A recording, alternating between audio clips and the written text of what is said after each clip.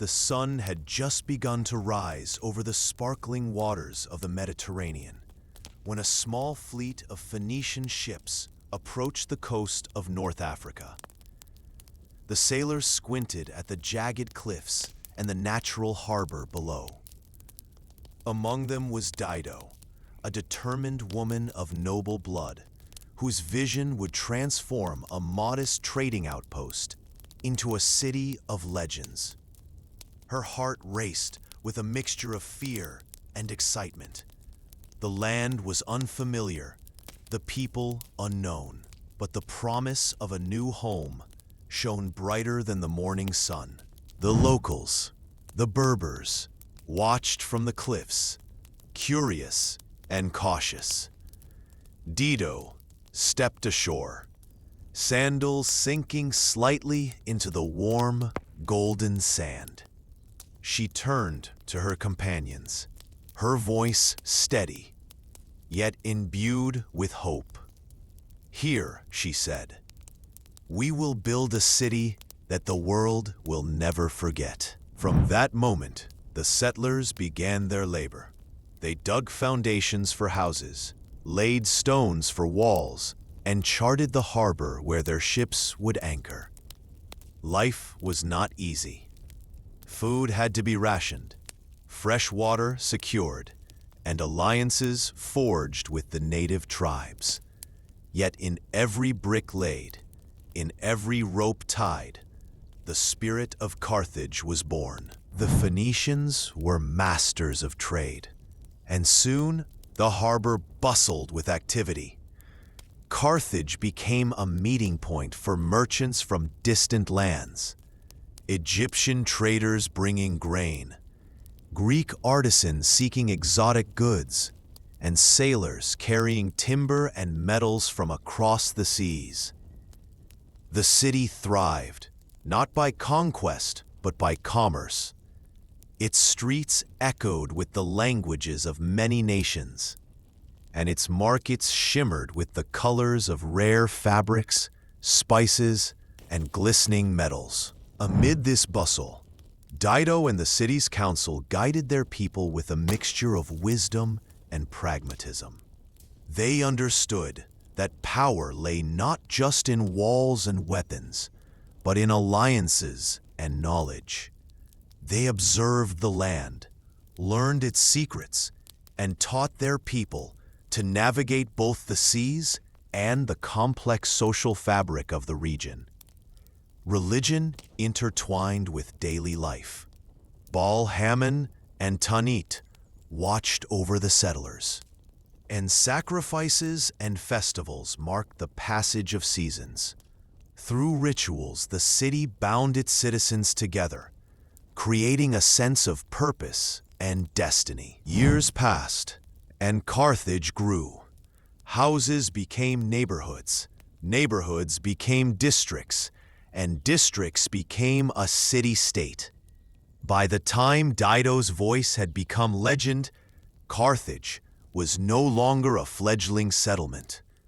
It was a beacon of trade, culture, and ambition.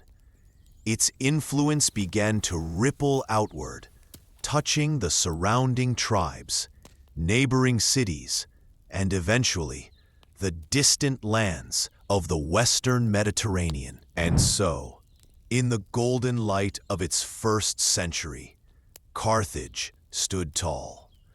A city born from courage, vision, and determination.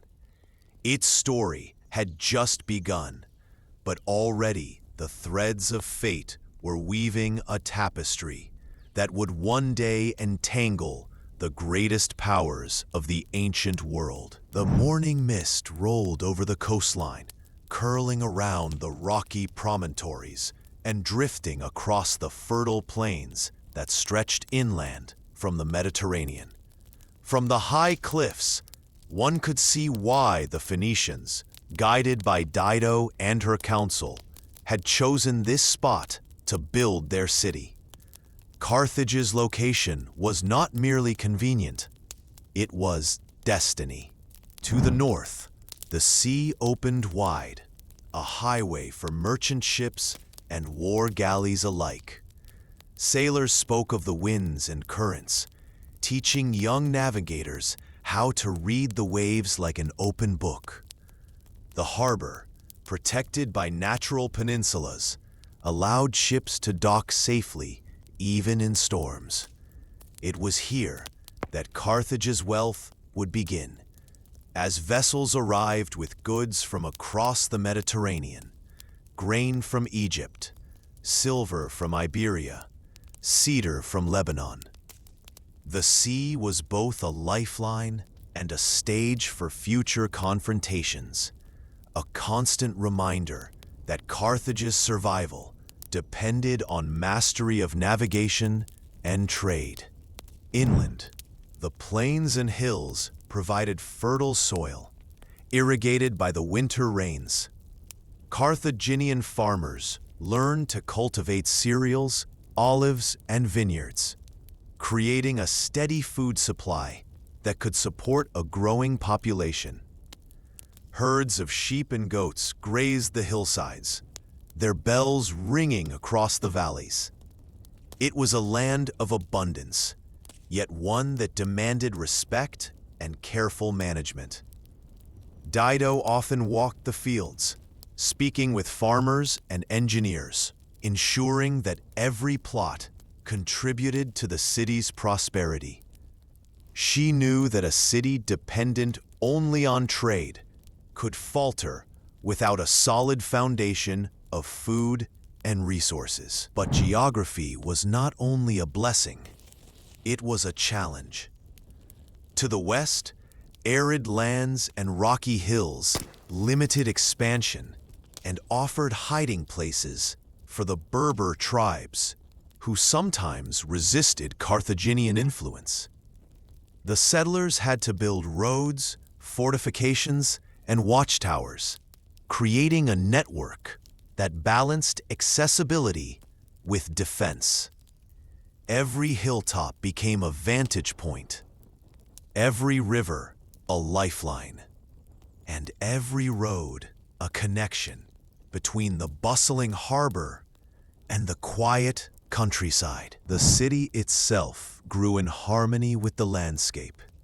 Streets followed the contours of the hills, and the districts expanded like branches of a tree from the heart of the harbor. Temples were placed on high ground, not only to honor the gods, but to remind the people that their city was watched over. Markets thrived in the valleys, where the wind carried the scent of spices and salt, while workshops and docks hugged the shoreline, a constant hum of human activity mingling with the crash of waves. By understanding and respecting the land, the Carthaginians shaped a city that was resilient, adaptable, and strategically positioned. Geography was more than a backdrop. It was a silent partner in their rise, guiding trade, influencing defense, and shaping the character of the people. The land whispered lessons to those who listened. The sea could be tamed, the plains could feed a nation, and the hills could protect it from enemies. Carthage was no longer just a settlement. It was a city molded by nature and ambition, a foundation upon which an empire would rise. As the sun set over the Mediterranean, casting a golden glow on the harbor and the hills, one could almost hear the murmurs of the future, whispers of merchant fleets, armies in the making, and a city destined to challenge the mightiest powers of the ancient world. Carthage had learned to live with the land, and in doing so, had begun to master its own destiny. As dawn broke over the bustling streets of Carthage, the city hummed with life. Merchants unloaded crates of exotic goods at the harbor, craftsmen hammered bronze into tools and ornaments, and children chased each other through the winding alleys. But beneath the energy of daily life lay the invisible threads that held the city together. Its social and political structures, carefully woven by the founders to ensure stability, prosperity, and order. At the heart of Carthage's society were the merchant families, known as the household elders in the earliest records.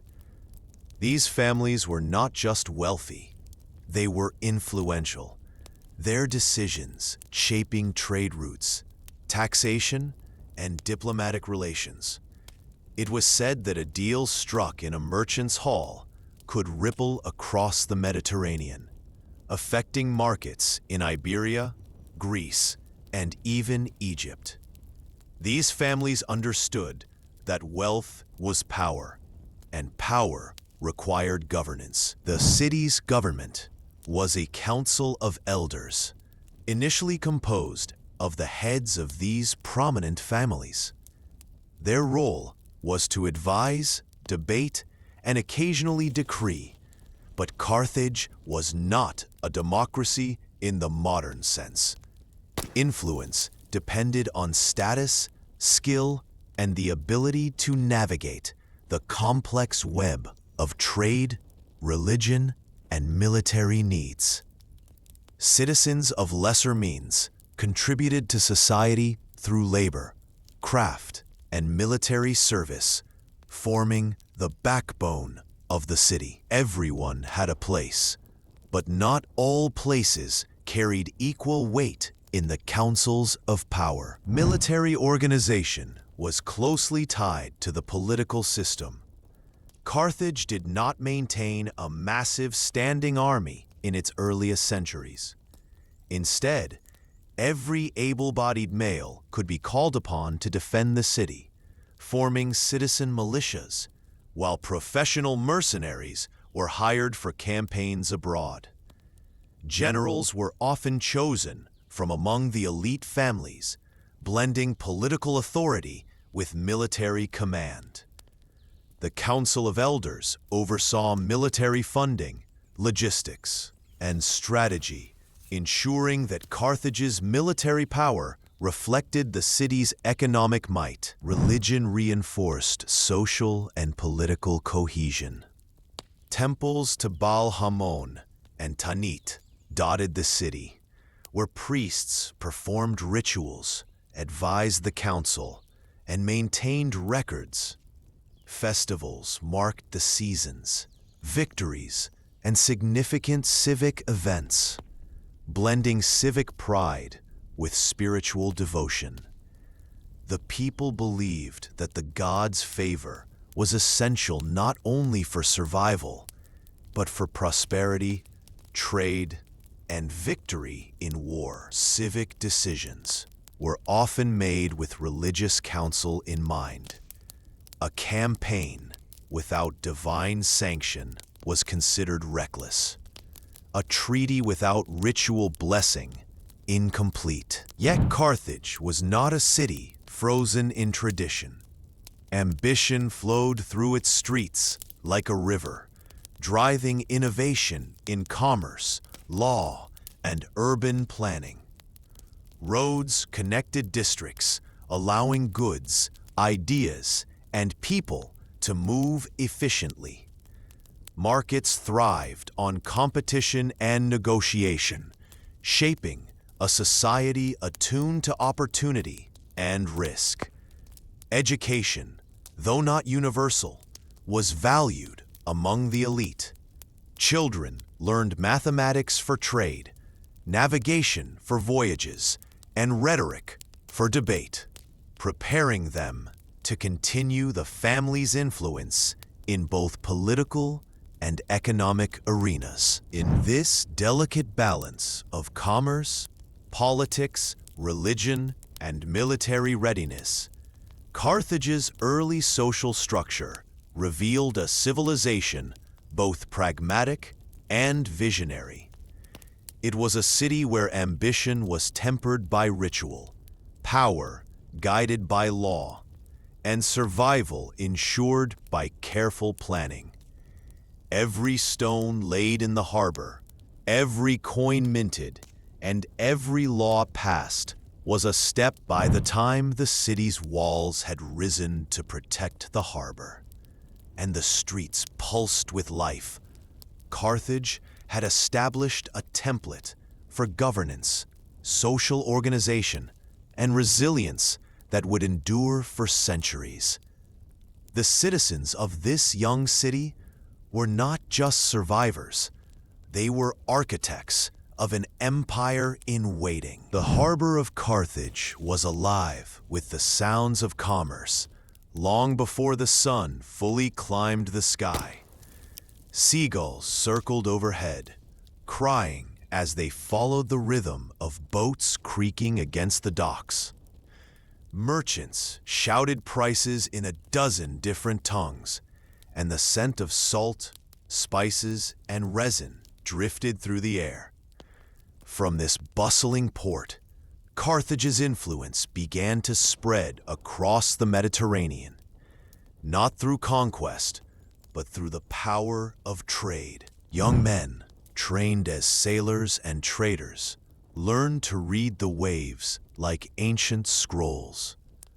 They memorized the winds and currents, the patterns of the stars, and the secret coves along distant coasts. Every voyage carried not only goods, purple dye, olive oil, timber, silver, and exotic fabrics, but also knowledge of new markets, rival cities, and foreign cultures. Carthage's wealth was rooted in this combination of commerce and intelligence, a network of connections that stretched from the Levant to Iberia, and eventually to the coasts of Sicily and Sardinia. At the heart of this economic power were the merchant families who governed the city. They financed expeditions, insured cargoes, and built fleets of ships capable of withstanding storms and pirates alike. A single well-timed trade voyage could fill the city's coffers for a year, while a miscalculation could leave merchants and families in ruin. Dido and her council had ensured that wealth was reinvested into the city. Docks were expanded, warehouses constructed, and roads built to connect the city with fertile inland lands.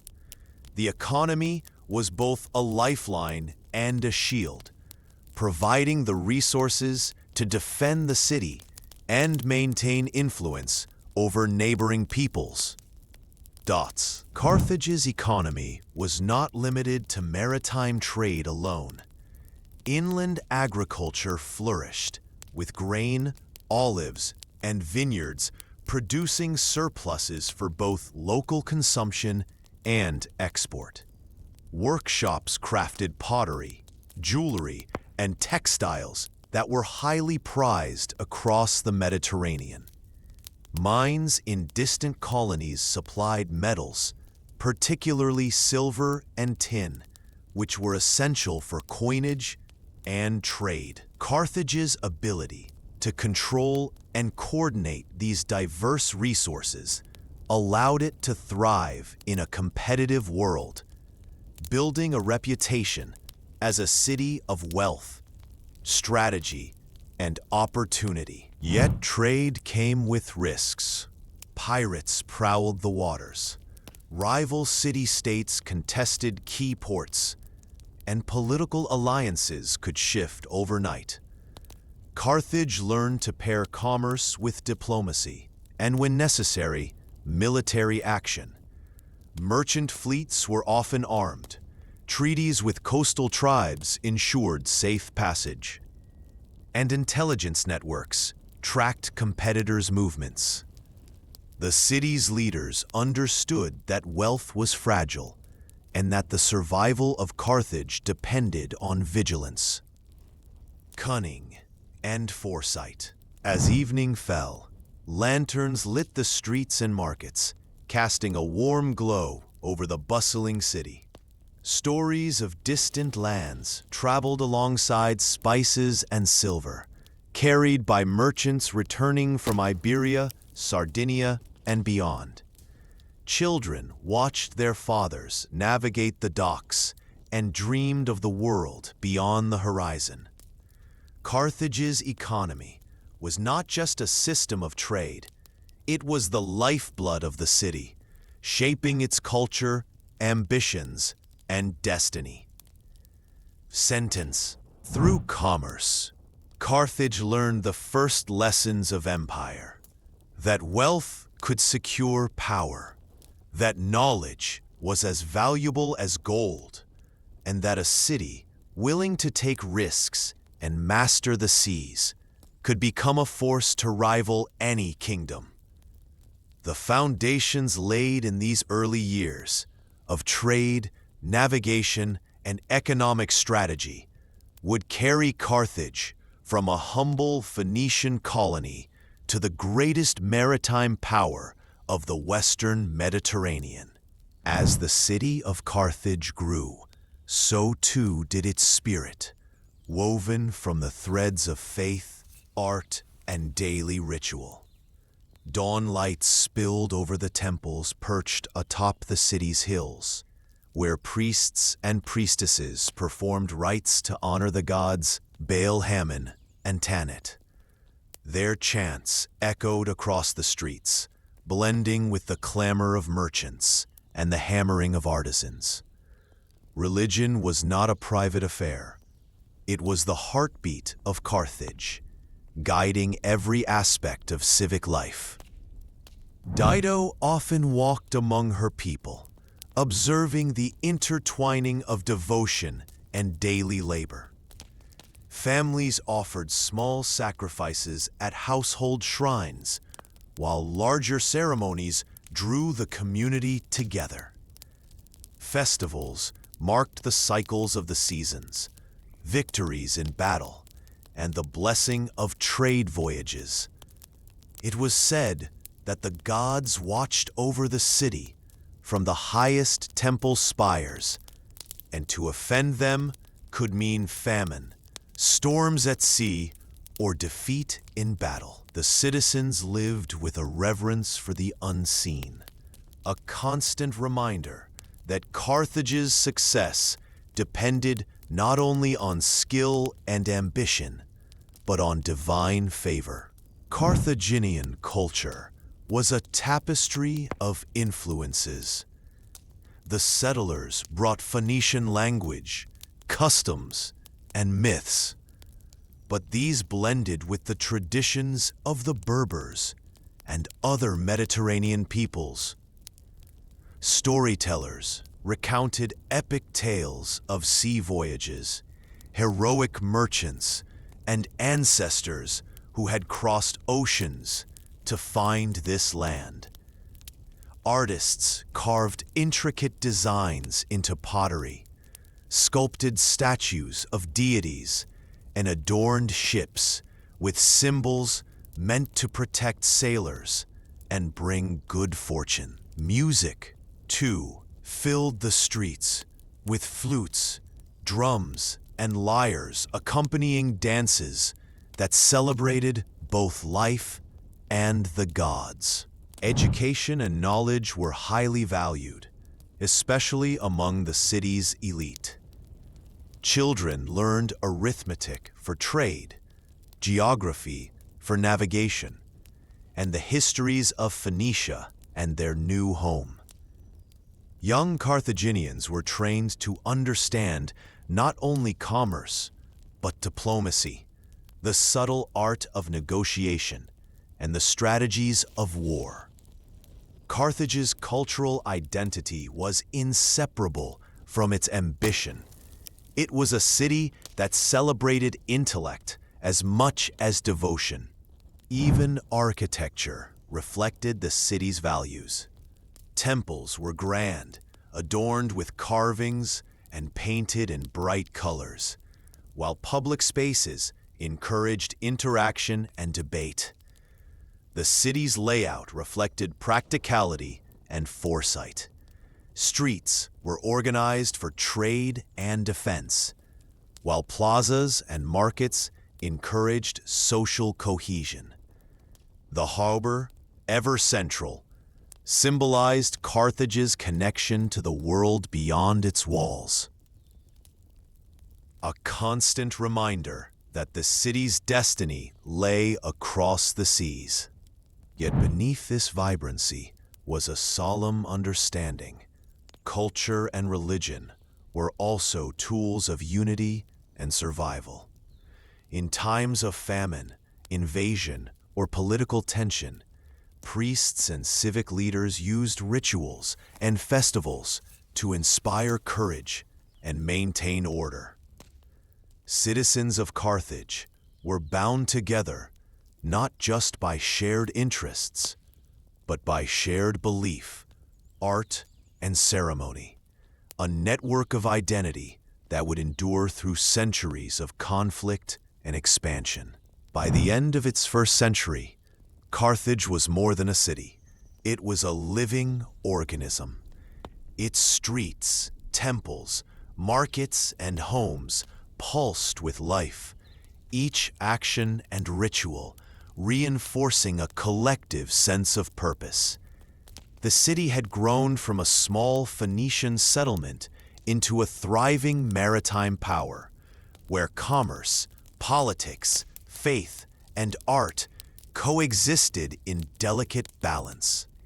The foundations of Carthaginian identity, shaped by geography, ambition, economy, and devotion, had been firmly laid, ready to propel the city into the epic dramas of the Mediterranean world. And so, as night fell over the harbor, the lanterns of Carthage glimmered like stars mirrored in the water. Somewhere among the bustling docks and quiet temples, the whispers of the future stirred. A future of trade empires, military conquests, and legendary leaders. Carthage had found its soul, and its story had only just begun. The sun had barely risen over the hills of Carthage when Hamilcar Barca strode along the city walls, his eyes scanning the horizon with a mixture of calculation and resolve. The young general had already seen enough of war, politics, and betrayal to know that survival required both cunning and courage. Born into a family steeped in tradition, Hamilcar had inherited not only wealth, but the responsibility of preserving Carthage's power in a Mediterranean world dominated by rivals. Hamilcar's early years were shaped by Carthage's relentless pursuit of trade and expansion. He learned to navigate the complex web of alliances with Berber tribes and other coastal cities, understanding that diplomacy could be as powerful as the sword. Yet he also learned that Carthage's enemies, both near and far, respected strength above all. When he first commanded troops, Hamilcar demonstrated a brilliance in strategy that would define his career. Ambushes in rugged terrain, rapid maneuvers along the coast, and the clever use of mercenary forces to supplement his citizen militias. The First Punic War had left Carthage weakened, its navy battered, and its pride wounded. Hamilcar saw an opportunity in Iberia, a land rich with silver, fertile plains, and tribal communities ripe for alliance or subjugation. Leading expeditions across the Strait of Gibraltar, he established fortified settlements and mining operations, securing wealth and strategic positions that would strengthen Carthage for generations. His approach combined military might with political diplomacy. He knew that loyalty among local tribes was as vital as victory on the battlefield. Hamilcar was also a master of psychological strategy. He understood that the morale of his troops could win battles before the first sword was drawn. Stories of his courage in combat, his unwavering presence at the front lines, and his meticulous planning inspired loyalty. Soldiers spoke of him with reverence, calling him a man whose vision extended beyond the present, seeing the destiny of Carthage as clearly as the morning sun illuminates the harbor. But Hamilcar's legacy was not solely military. He was a teacher, mentor, and father, instilling in his son Hannibal the values of honor, determination, and hatred for Rome, which he considered the greatest threat to Carthaginian supremacy. According to legend, young Hannibal swore an oath on the family altar, vowing eternal enmity against Rome, a promise that would echo across the generations. Hamilcar's ability to combine personal ambition with the broader interests of Carthage ensured that his influence would persist long after his death. Hamilcar's campaigns in Iberia were not without peril. Treacherous terrain, rebellious tribes, and the constant threat of Roman intervention demanded creativity and resilience. He built fortified cities, trained armies with disciplined tactics, and developed a logistics system that allowed Carthaginian forces to operate far from home. Every silver mine, every fortified settlement, and every treaty signed was a brick in the foundation of an empire in waiting. By the time Hamilcar Barca passed from the world of the living, Carthage had been transformed. He left behind not just wealth, territory, and armies, but a vision, a blueprint for leadership, strategy, and ambition that his son, Hannibal, would one day bring to its dramatic fulfillment. Hamilcar had shown that Carthage could rise not only through trade, but through courage, foresight, and an unyielding will to survive and dominate. Even today, the echoes of his legacy can be felt in the tales of Mediterranean warfare and empire building. Hamilcar Barca was not merely a general. He was the architect of Carthage's destiny, the first thread in a tapestry that would soon intertwine with the fate of Rome itself. The first light of dawn fell upon the bustling streets of Carthage. Yet, in the quiet chambers of the Barca household, a young boy named Hannibal knelt before an altar. His small hands rested upon the sacred stone, and his dark eyes burned with determination. The words of his father, Hamilcar, still resonated in his ears. "One day, you will face Rome. Remember this, and let no obstacle turn you aside." Hannibal was only 9 years old when he took the oath that would define his life. Surrounded by the flickering light of torches and the silent witnesses of family and gods, he swore eternal enmity against Rome. The act was more than a childhood promise. It was a covenant, a spiritual and political declaration that bound his destiny to the survival and supremacy of Carthage.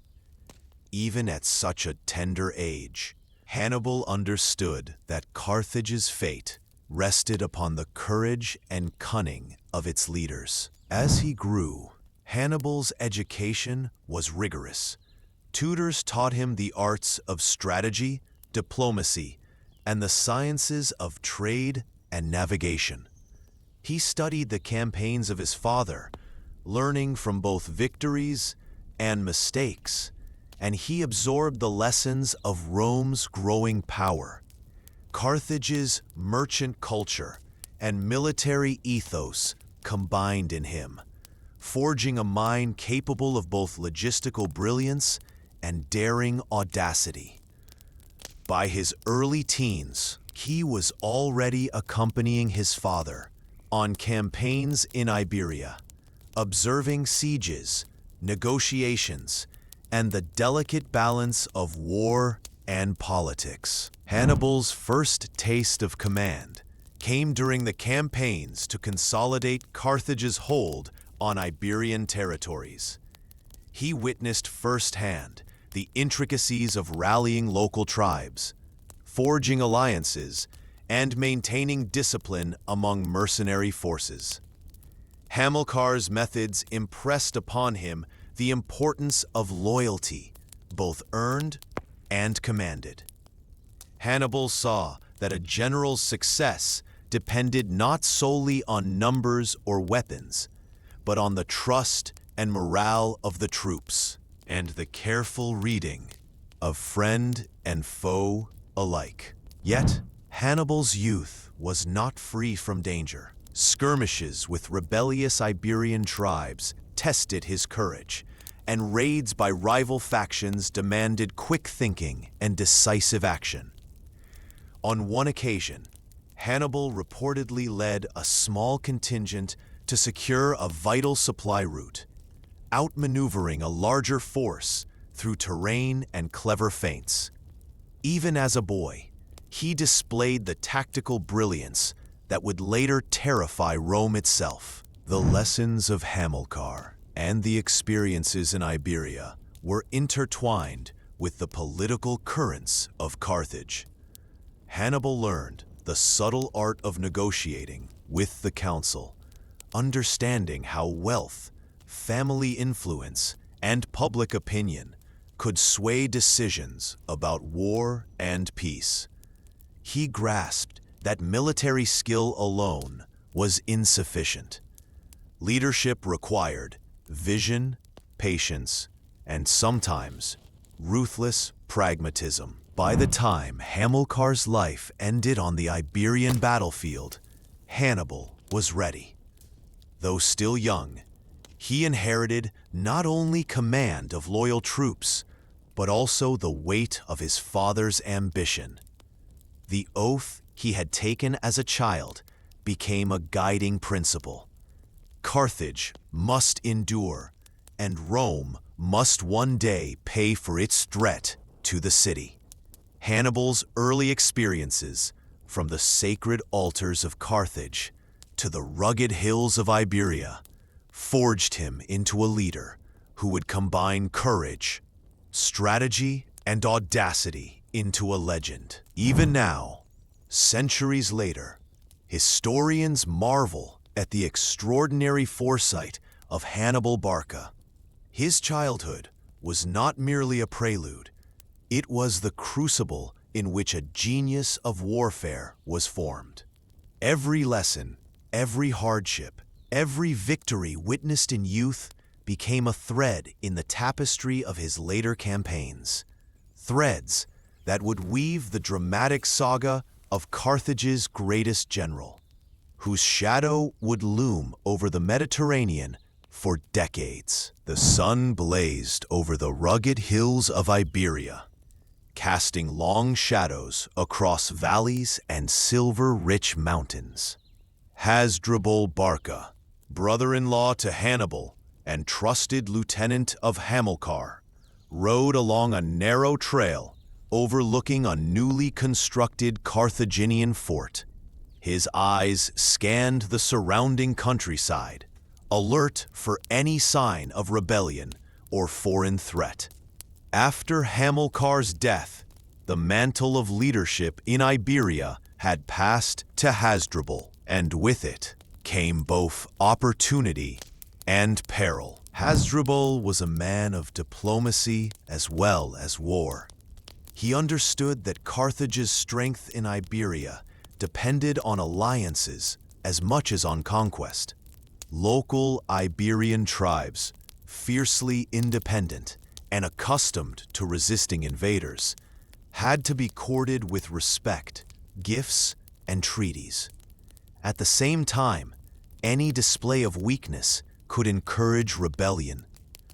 Hasdrubal's skill lay in balancing these forces, rewarding loyalty while swiftly punishing treachery, weaving a network of political influence across the peninsula. Under his leadership, Carthage established a chain of fortified cities and supply depots, creating a secure base for trade and military operations. These settlements not only extracted silver, gold, and other resources, but also allowed Carthage to project power deep into Iberia. Hasdrubal invested in roads, ports, and logistics, understanding that the survival of his armies depended on secure lines of communication and supply. Merchants and engineers worked alongside soldiers, ensuring that economic growth and military strength were inseparable. Hasdrubal also had to contend with the looming presence of Rome. Scouts and emissaries reported the movements of Roman envoys and legions in the western Mediterranean, a constant reminder that Carthage's ambitions were closely watched. In response, Hasdrubal maintained disciplined armies, trained in both Iberian and Carthaginian tactics, ready to confront any challenge. His strategies combined mobility with surprise, using terrain to Carthage's advantage, ambushing enemy forces in narrow valleys, fortifying hilltops, and coordinating swift cavalry strikes against isolated units. Despite these pressures, Hasdrubal recognized the importance of preparing the next generation of leadership. Hannibal, now a young commander, observed Hasdrubal closely, learning the subtle art of governance alongside warfare. Hasdrubal allowed Hannibal to command detachments, negotiate treaties with local chieftains, and oversee resource collection, ensuring that the Barca family's vision for Carthage would endure beyond any single individual. Yet life in Iberia was never secure. Rebellions erupted, rival factions sought advantage, and the harsh terrain itself tested even the most disciplined armies. Hasdrubal's leadership was a blend of courage, pragmatism, and relentless organization. Every fort built, every alliance forged, and every campaign fought was part of a larger plan to secure Iberia as the foundation of Carthage's future campaigns, especially the confrontation with Rome that Hamilcar had predicted and Hannibal would later execute. By the time Hasdrubal's tenure ended, Carthage's position in Iberia was strong, its armies disciplined, and its resources flowing back to the city. He had not only maintained the empire Hamilcar had begun, but expanded it, leaving a legacy that bridged the ambitions of father and son. The stage was set for Hannibal's legendary campaigns, for the lessons learned under Hasdrubal's guidance would shape the strategies, daring maneuvers, and audacious crossings that would come to define Carthage's greatest military triumphs. And so, on the rugged Iberian hills, amidst fortresses, silver mines, and bustling trade posts, Hasdrubal Barca's influence endured, a quiet but powerful force preparing the path for a son of destiny, whose name would echo through the annals of history. Hannibal, the city of Carthage, thrived on more than the brilliance of the Barca family. While Hamilcar, Hasdrubal, and Hannibal shaped the destiny of the empire, countless other men and some women wove their influence into the fabric of the city. In bustling councils, on storm-lashed battlefields, and across distant colonies, these figures left marks that history would remember, if only in fragments of legend. Among them was Mago Barca, Hannibal's youngest brother, a soldier whose courage matched that of his siblings. Though less renowned, Mago proved invaluable during campaigns in Iberia and later in Italy. His tactical skill, particularly in coordinating cavalry and mercenary units, often turned the tide in critical battles. Soldiers admired his calm demeanor under fire, a stark contrast to the fervent charisma of Hannibal, yet equally essential for the cohesion of Carthage's forces. Beyond the Barca family, Carthage relied on a network of generals and mercenary commanders. These men, often from different regions of the Mediterranean, skilled in archery, cavalry, or siegecraft, brought specialized knowledge to Carthage's campaigns. They were bound by loyalty contracts, personal honor, and the allure of Carthage's wealth.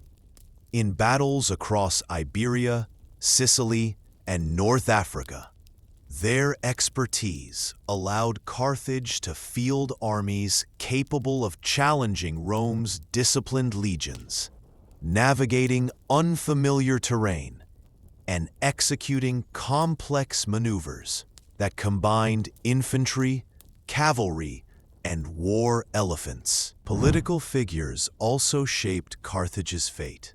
The Senate, composed of wealthy merchant families, debated strategy, managed finances, and approved military campaigns. Some favored diplomacy over war, seeking to maintain trade and stability, while others pushed for aggressive expansion. Navigating this political landscape required skillful negotiation, persuasion, and sometimes coercion. Hannibal, even as a young commander, observed these dynamics carefully, learning how the art of politics was inseparable from the art of war. Women, though often absent from the battlefield, exerted profound influence in the city's political and social spheres. Matriarchs of powerful families could broker marriages that strengthened alliances, support the careers of sons and nephews, and maintain networks of patronage that bound citizens together. Dido's legacy, though legendary in myth, exemplified the power of women to shape Carthage's destiny, both through governance and by inspiring loyalty and vision in those who would follow. Religious leaders were another critical element in Carthage's leadership structure. Priests advised generals on auspicious timings for campaigns, interpreted omens, and ensured that public rituals reinforced civic cohesion. Their influence extended beyond spiritual matters.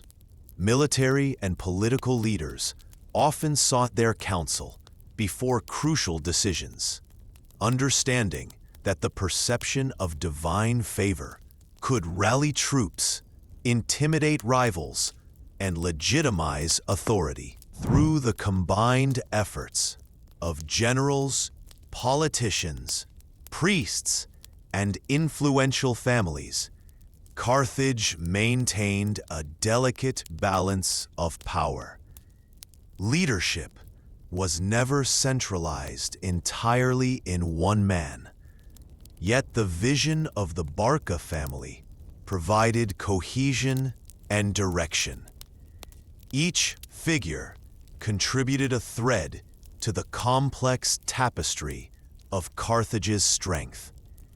Threads of strategy, diplomacy, faith, and courage. It was this network of leaders that allowed Carthage to endure, expand, and challenge Rome for dominance of the Mediterranean. Without the collaboration and sometimes tension between these figures, the daring exploits of Hannibal, the fortification of Iberia, and the city's maritime supremacy would have been impossible. Each person, whether commanding troops, negotiating treaties, or ensuring the city's grain supply, played a role in forging an empire as the sun set over Carthage, casting long shadows across its streets and temples. One could see the city alive with the interplay of power, ambition, and loyalty. The great leaders, Barca and beyond, were the lifeblood of Carthage, each contributing to its rise, each preparing for the trials that Rome would soon bring. Their stories, interwoven with courage, cunning, and devotion, would echo through history, shaping not only the fate of a city, but the destiny of an entire civilization. The morning sun glinted off the rooftops of Carthage, illuminating the intricate web of streets, markets, and temples. While generals and warriors often captured the headlines of history, the lifeblood of Carthage pulsed through its civic leaders, wealthy families, and women who shaped alliances, policy, and culture from the shadows and the halls of power. In the council chambers, the Senate gathered, a body dominated by the city's wealthiest merchants. Men draped in fine robes debated matters of war, commerce, and diplomacy. Their voices carried authority, yet the decisions they made rippled far beyond the city walls, influencing trade networks, alliances with Iberian tribes, and the deployment of mercenary armies. Each senator represented not just himself, but the combined influence of his family, whose wealth and connections could make or break Carthage's ambitions. Among these families, names like the Barcas were well known, but many others wielded quiet yet immense power. They controlled shipping fleets, financed mining operations, and owned workshops that produced the goods fueling Carthage's trade empire. Their influence extended into the judiciary, the religious institutions, and even the appointment of generals, creating a tightly interwoven elite whose interests were aligned with the city's growth and survival. Women, too, played critical roles, often unseen by outsiders, but pivotal within Carthage's social and political fabric. Matriarchs managed estates, oversaw trade connections through marriage alliances, and maintained networks of patronage that could sway decisions in the council. Legends told of women who advised generals, encouraged diplomacy, or intervened to prevent internal strife. Their guidance, strategic thinking, and management of household wealth ensured that Carthage's social structure remained stable, even during times of crisis. Religion, ever intertwined with politics, gave additional influence to priests and priestesses. Sacred rituals, sacrifices, and festivals were not only expressions of faith, but instruments of civic cohesion. Leaders consulted them before campaigns, during negotiations, or in moments of civic tension, understanding that divine favor could legitimize authority and strengthen morale. The priests' ability to sway public perception and guide decisions made them indispensable figures in Carthage's governance. Education, and mentorship reinforced this system. Sons and daughters of elite families learned commerce, rhetoric, law, and diplomacy, ensuring that power remained concentrated yet competent. They trained alongside military leaders or served as advisors in trade expeditions, blending the practical with the ceremonial. Together, these civic leaders, families, women, and religious authorities formed a resilient network. Their collaboration, sometimes marked by rivalry or tension, ensured that Carthage's military and economic might was supported by governance, diplomacy, and social cohesion.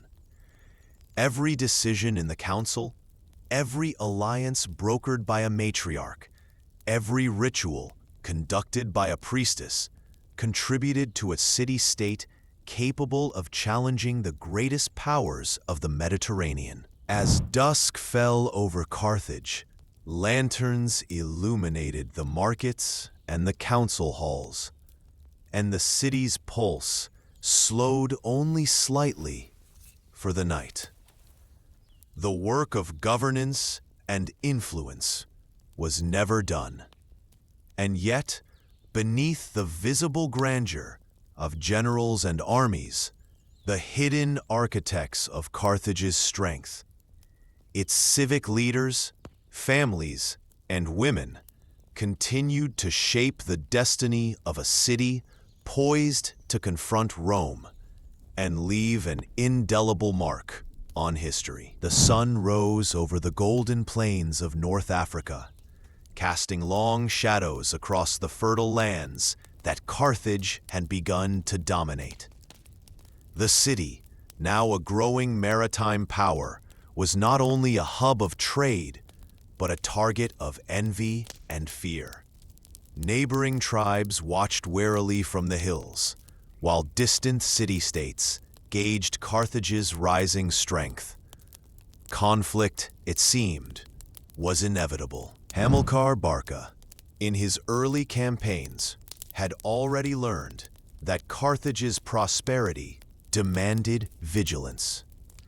The indigenous Berber tribes, fiercely independent and skilled in guerrilla warfare, frequently challenged Carthaginian control.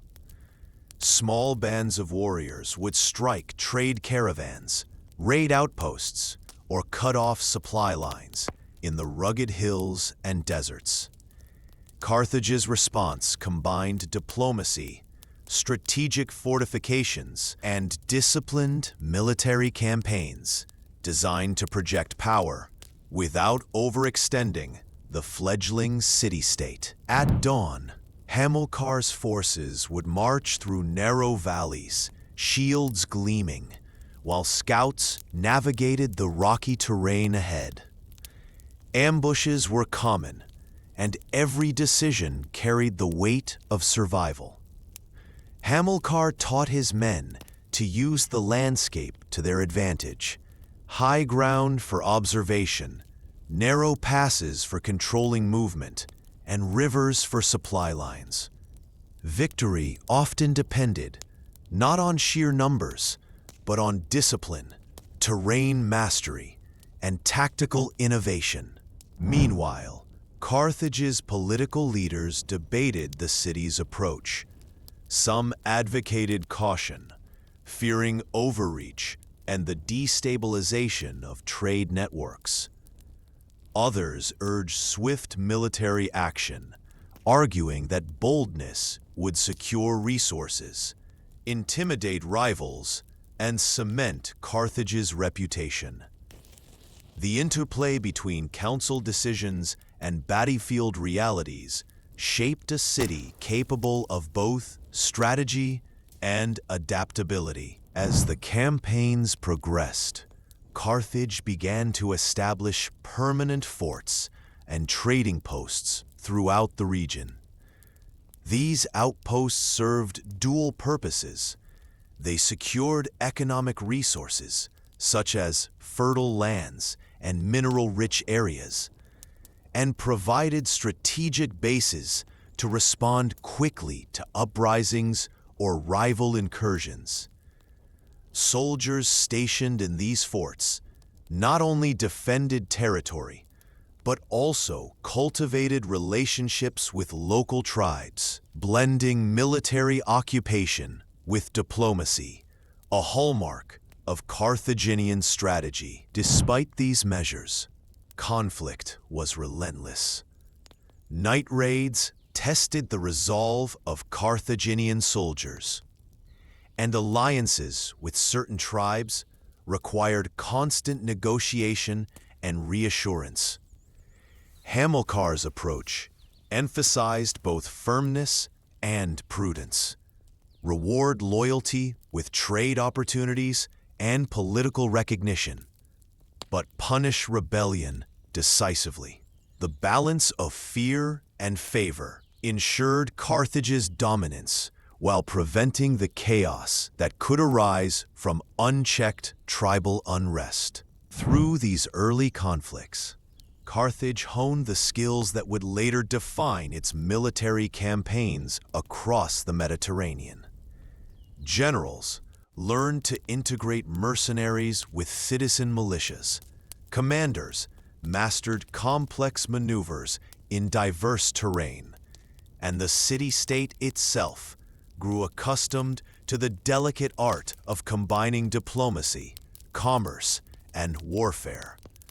The lessons of North Africa would echo in Iberia, Sicily, and ultimately in the confrontations with Rome. By sunset, the plains lay quiet once more, the echoes of skirmishes replaced by the sounds of Carthage preparing for the next day.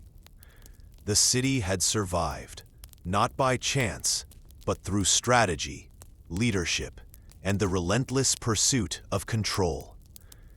These early conflicts in North Africa were more than battles. They were the crucible in which Carthage's military genius and political resilience were forged, shaping the destiny of an empire poised to leave an indelible mark on history.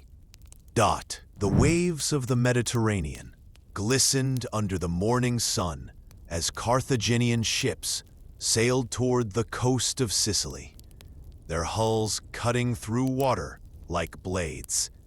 The Western Mediterranean had become a chessboard, and Carthage was a masterful player. Trade and influence had carried it far beyond North Africa, but the island of Sicily had become a stage for a new kind of conflict, one that would test the city-state's military might against Greek colonists and the emerging power of Rome. In the bustling harbor of Motia, a Carthaginian settlement, scouts reported Greek ships approaching under a banner of Hellenic cities. Carthage responded swiftly.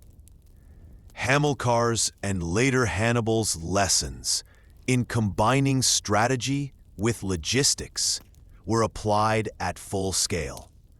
Soldiers drilled along the docks, archers sharpened their aim, and war elephants, symbols of Carthage's military ingenuity, were brought to the fore, ready to intimidate both foes and allies alike. The conflicts were as much about territory as prestige. Sicilian cities, both Greek and native Cycle, contested trade routes, fertile lands, and coastal strongholds. Carthage's approach combined careful diplomacy with decisive force. Alliances were brokered with tribes willing to accept Carthaginian protection, while sieges and naval engagements punished defiance.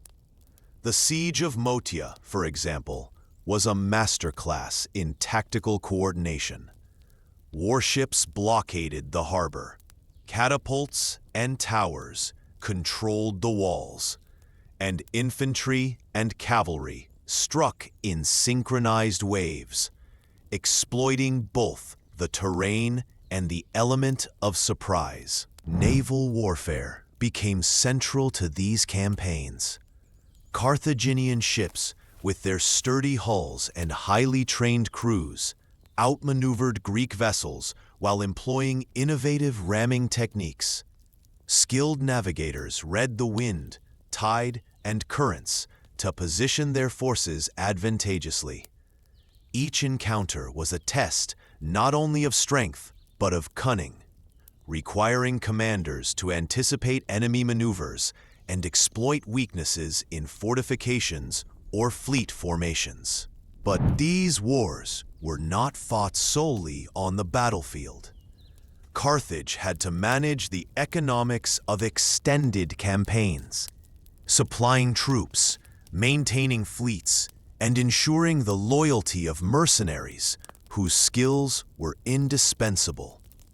Political leaders in Carthage debated priorities, weighing the cost of continued campaigns against the potential gains in trade and territorial control. Every decision was a delicate balance of risk and reward, ambition and pragmatism. The Sicilian Wars also revealed the strategic vision that would later define Carthage's confrontations with Rome. The city learned the importance of fortifying key positions, maintaining secure supply lines, and leveraging both local alliances and mercenary forces. These campaigns laid the groundwork for Carthage's future strategy, teaching lessons in coordination, intelligence gathering, and the psychological aspects of warfare: intimidation, deception, and morale. As night fell over the Sicilian coast, fires from the Carthaginian camps illuminated the cliffs and cities below. The men rested, but the lessons of the day, the successes and the near misses, were etched into every officer's mind. Carthage had not only survived the Greek opposition, it had gained experience, discipline, and confidence. These Sicilian conflicts were more than battles. They were the crucible in which Carthage refined its military machine, preparing for the larger struggles that would shape the Mediterranean world. The horizon over the Strait of Messina was dark with sails as the Carthaginian fleet approached Sicily. The year was 264 BCE, and a new power was rising from the Italian peninsula: Rome. For decades, Carthage had dominated trade, fortified colonies, and clashed with Greek city-states.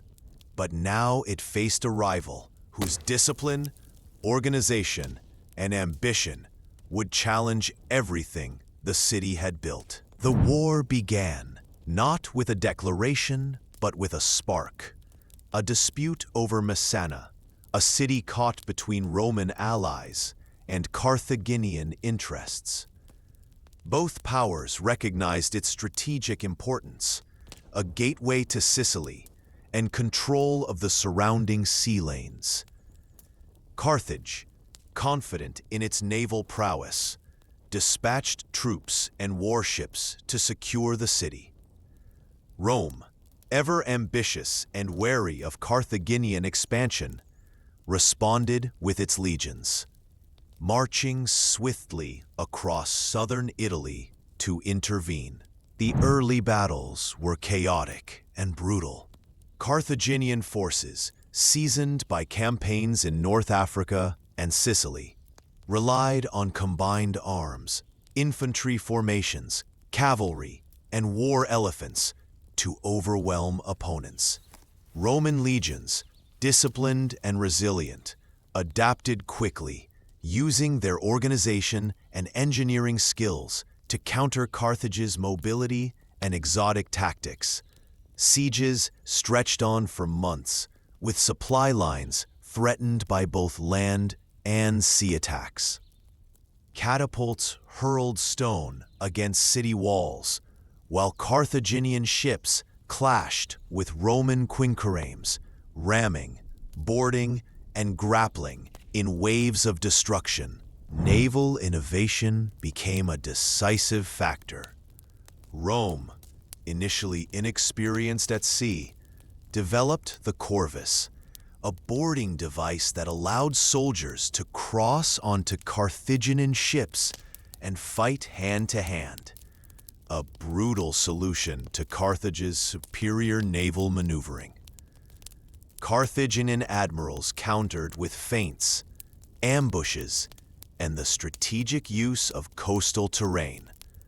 But the Roman adaptation forced a grueling, protracted war of attrition. Battles were not merely contests of strength, but of ingenuity, morale, and endurance.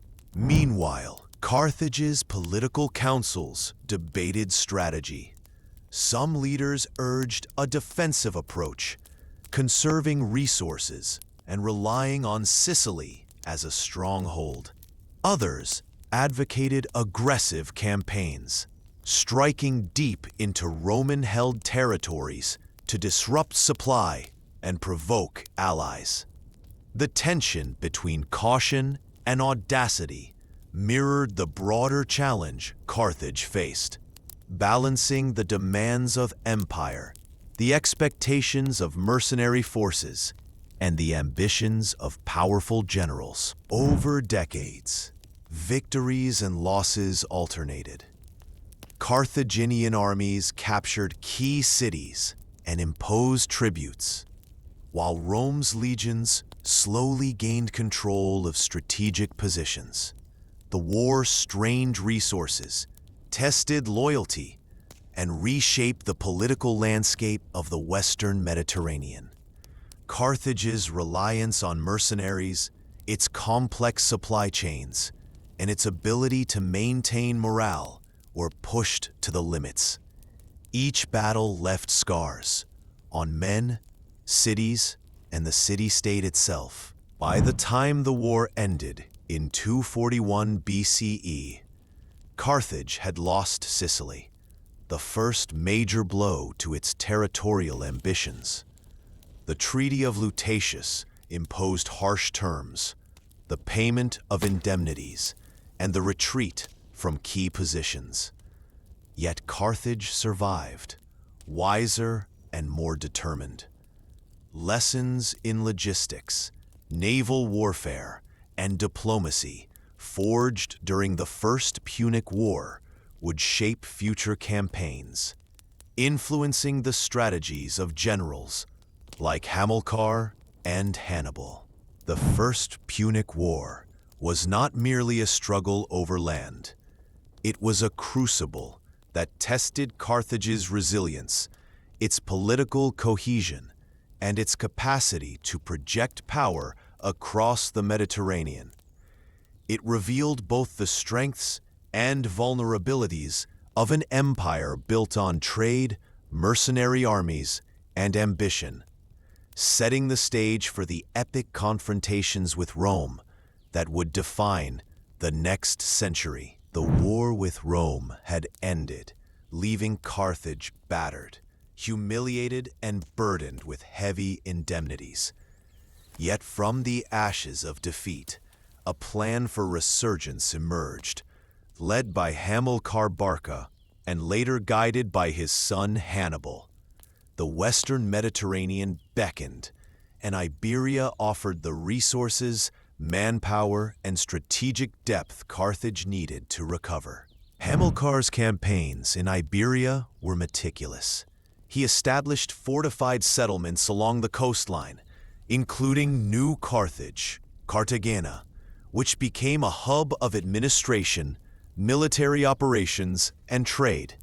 These cities were more than defensive outposts. They were centers of economic exploitation, tapping silver mines, timber, and fertile land. Carthage's recovery depended on wealth, and Hamilcar ensured that each conquest brought both material resources and political leverage over local tribes. Hannibal, Growing into command, absorbed every lesson. He learned to integrate diverse forces, Carthaginian citizens, Iberian allies, and mercenary contingents from across the Mediterranean. This required not only military skill, but diplomacy, patience, and a keen understanding of human behavior. Hannibal observed his father negotiate with tribal chieftains, enforce loyalty, and deploy forces with precision. By adolescence, he was not merely a witness, but a participant, commanding detachments and gaining the experience that would later make him a master tactician. Military training in Iberia emphasized adaptability. Carthaginian armies faced guerrilla tactics, unfamiliar terrain, and unpredictable weather. Hamilcar and Hannibal trained troops in ambushes, fortified marches, and the use of terrain as an ally rather than an obstacle. Cavalry and war elephants were deployed with precision. Infantry formations drilled relentlessly, and logistical lines maintained with meticulous care. Every expedition was a lesson in strategy, endurance, and innovation. The political dimension was equally vital. Carthage's council in North Africa monitored these campaigns carefully, wary of overextension, yet aware that Iberia offered the wealth and strategic depth required to challenge Rome in the future. Hamilcar balanced these pressures, maintaining loyalty among his generals and troops, while building infrastructure that could sustain long-term campaigns. Hannibal absorbed these lessons, learning that leadership required more than bravery. It required foresight, resource management, and the ability to inspire loyalty across cultures. By the time Hamilcar died in 228 BCE, Hannibal inherited not only command of the armies, but also the vision for Carthage's resurgence. The oath taken in childhood to challenge Rome was no longer abstract. It was a tangible goal, grounded in fortified cities, loyal troops, and access to Iberia's wealth. Hannibal's leadership would soon transform these foundations into a military force capable of striking at the heart of Rome itself. Iberia thus became a proving ground for Carthage's revival. It was a land of opportunity, danger, and learning, a crucible where strategy, politics, and personal ambition intertwined. Through these campaigns, the city-state rebuilt its strength, prepared for future wars, and cultivated a generation of leaders who understood that the struggle for supremacy in the Mediterranean demanded courage, cunning, and relentless determination. As dusk fell over the Iberian hills, fires flickered in the forts and camps, illuminating the faces of soldiers and generals alike. Carthage was rising from defeat, stronger, wiser, and more determined. The stage was set for Hannibal's legendary campaigns, crossing the Alps, confronting Rome, and challenging the very foundations of Mediterranean power. The sun burned high over the fortified city of Saguntum, a proud settlement allied with Rome, yet perched precariously on the southern edge of Hannibal's expanding influence in Iberia. Hannibal Barca, now a seasoned general in his late 20s, approached with a calculated blend of audacity and patience.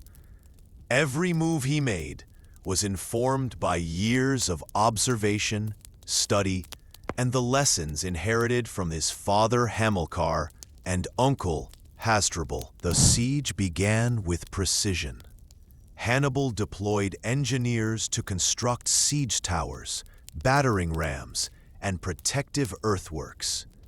Archers and slingers harried the walls, while his infantry held a disciplined line, ready to exploit any weakness. The city, well fortified and defended by determined troops, resisted fiercely, yet Hannibal's tactics were relentless. He rotated his forces to maintain pressure, used intelligence from local informants, and applied psychological warfare to weaken morale. For weeks, Saguntum endured. Its walls bore the scars of Carthaginian siege engines. Its defenders fought with desperate courage, and the citizens endured famine and fear. Hannibal's strategy was patient yet merciless. Isolate the city, cut supply lines, and strike decisively when opportunity arose.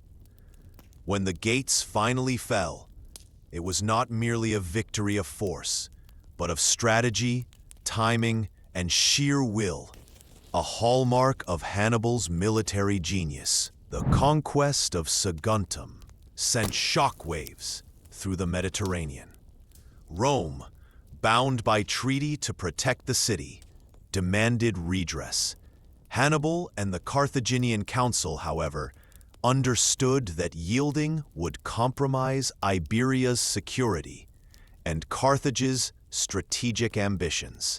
The tension between ambition and diplomacy escalated rapidly, culminating in Rome's declaration of war. Thus began the Second Punic War, a conflict that would embroil the Mediterranean for over a decade. Hannibal's leadership during this period demonstrated a unique blend of audacity and foresight.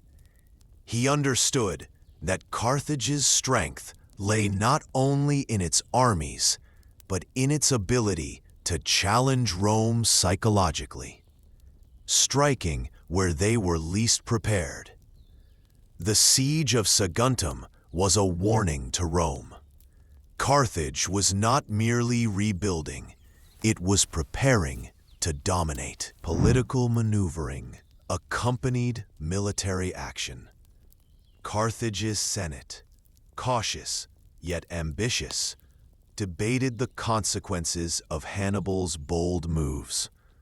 Mercenaries and allies were consulted, and resources mobilized for campaigns far from home. Hannibal, adept at managing both soldiers and politics, ensured that his plans had the support required to sustain prolonged conflict. The fall of Saguntum marked the beginning of an era. Hannibal, carrying the Barca legacy and the oath sworn in youth, would soon lead one of the most daring campaigns in military history.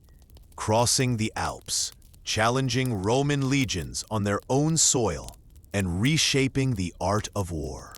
Carthage, once humbled by the First Punic War, now stood poised to challenge Rome's supremacy, guided by vision, strategy, and a single leader whose brilliance would become legend. As night fell over Iberia, Hannibal's troops lit fires across the encampments, the glow reflecting on the distant hills of Saguntum.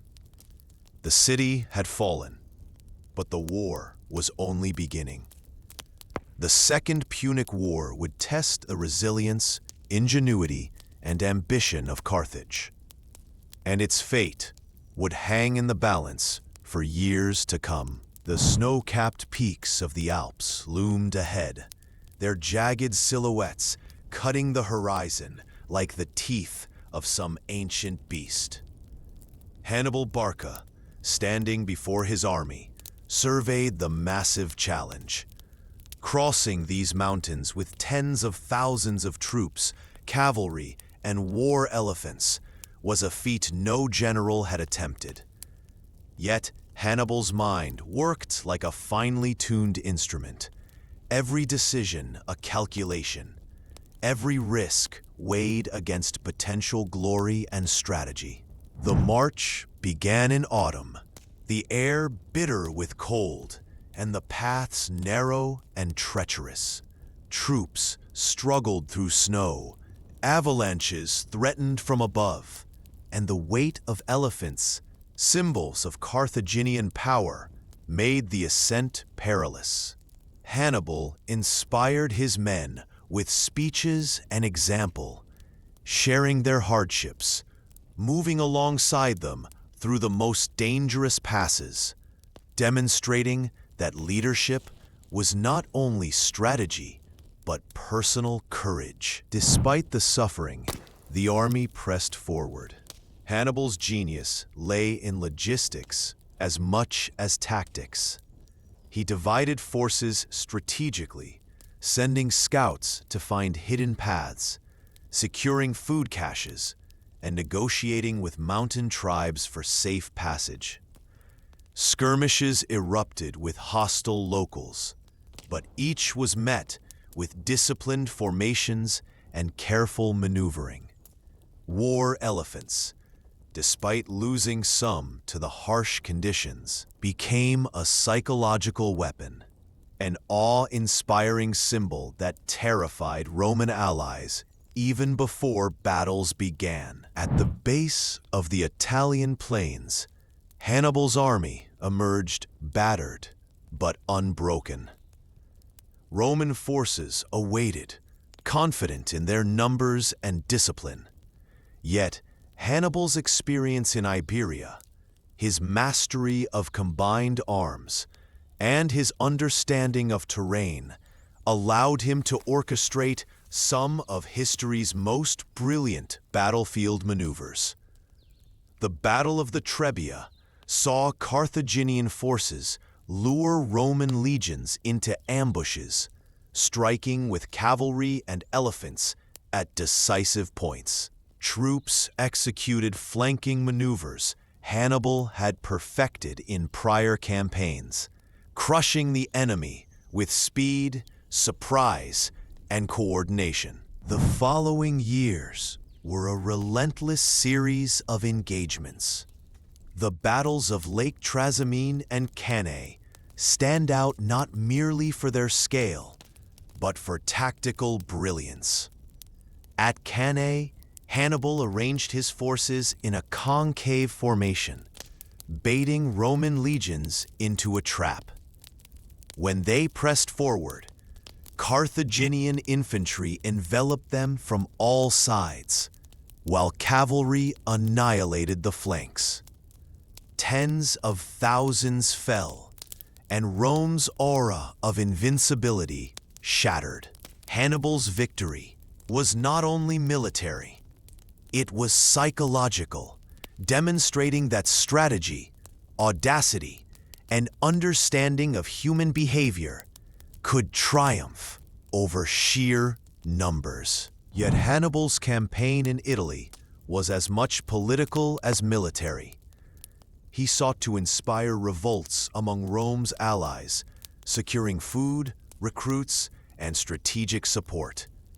His diplomacy with Gallic tribes and disaffected Italian cities extended Carthage's influence, creating a web of alliances that challenged Rome's control. Hannibal's genius was not merely in winning battles, but in reshaping the political landscape of the Italian peninsula. Despite extraordinary victories, Hannibal's position remained precarious. Carthage's support across the sea was limited, and Rome's resilience and capacity to replenish armies posed a constant threat. Hannibal's campaigns became a delicate balancing act of offense, logistics, diplomacy, and morale, a testament to his brilliance as both general and strategist. As winter fell and the Italian plains lay quiet under frost, Hannibal's forces camped, the glow of fires reflecting on the faces of men and elephants alike. Carthage's general had achieved feats no one believed possible, demonstrating the power of vision, courage, and relentless ambition.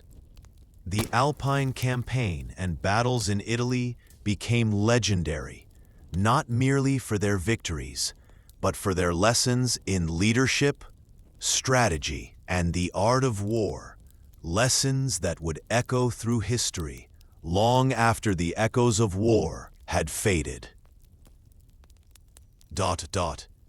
The end of the sea makes your son's name unrememberable. The streets of Carthage were alive with tension as news from Italy arrived with each messenger.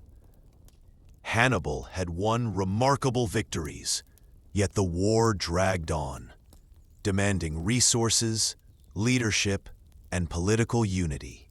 Carthage, triumphant in spirit, yet constrained by geography and governance, faced a paradox.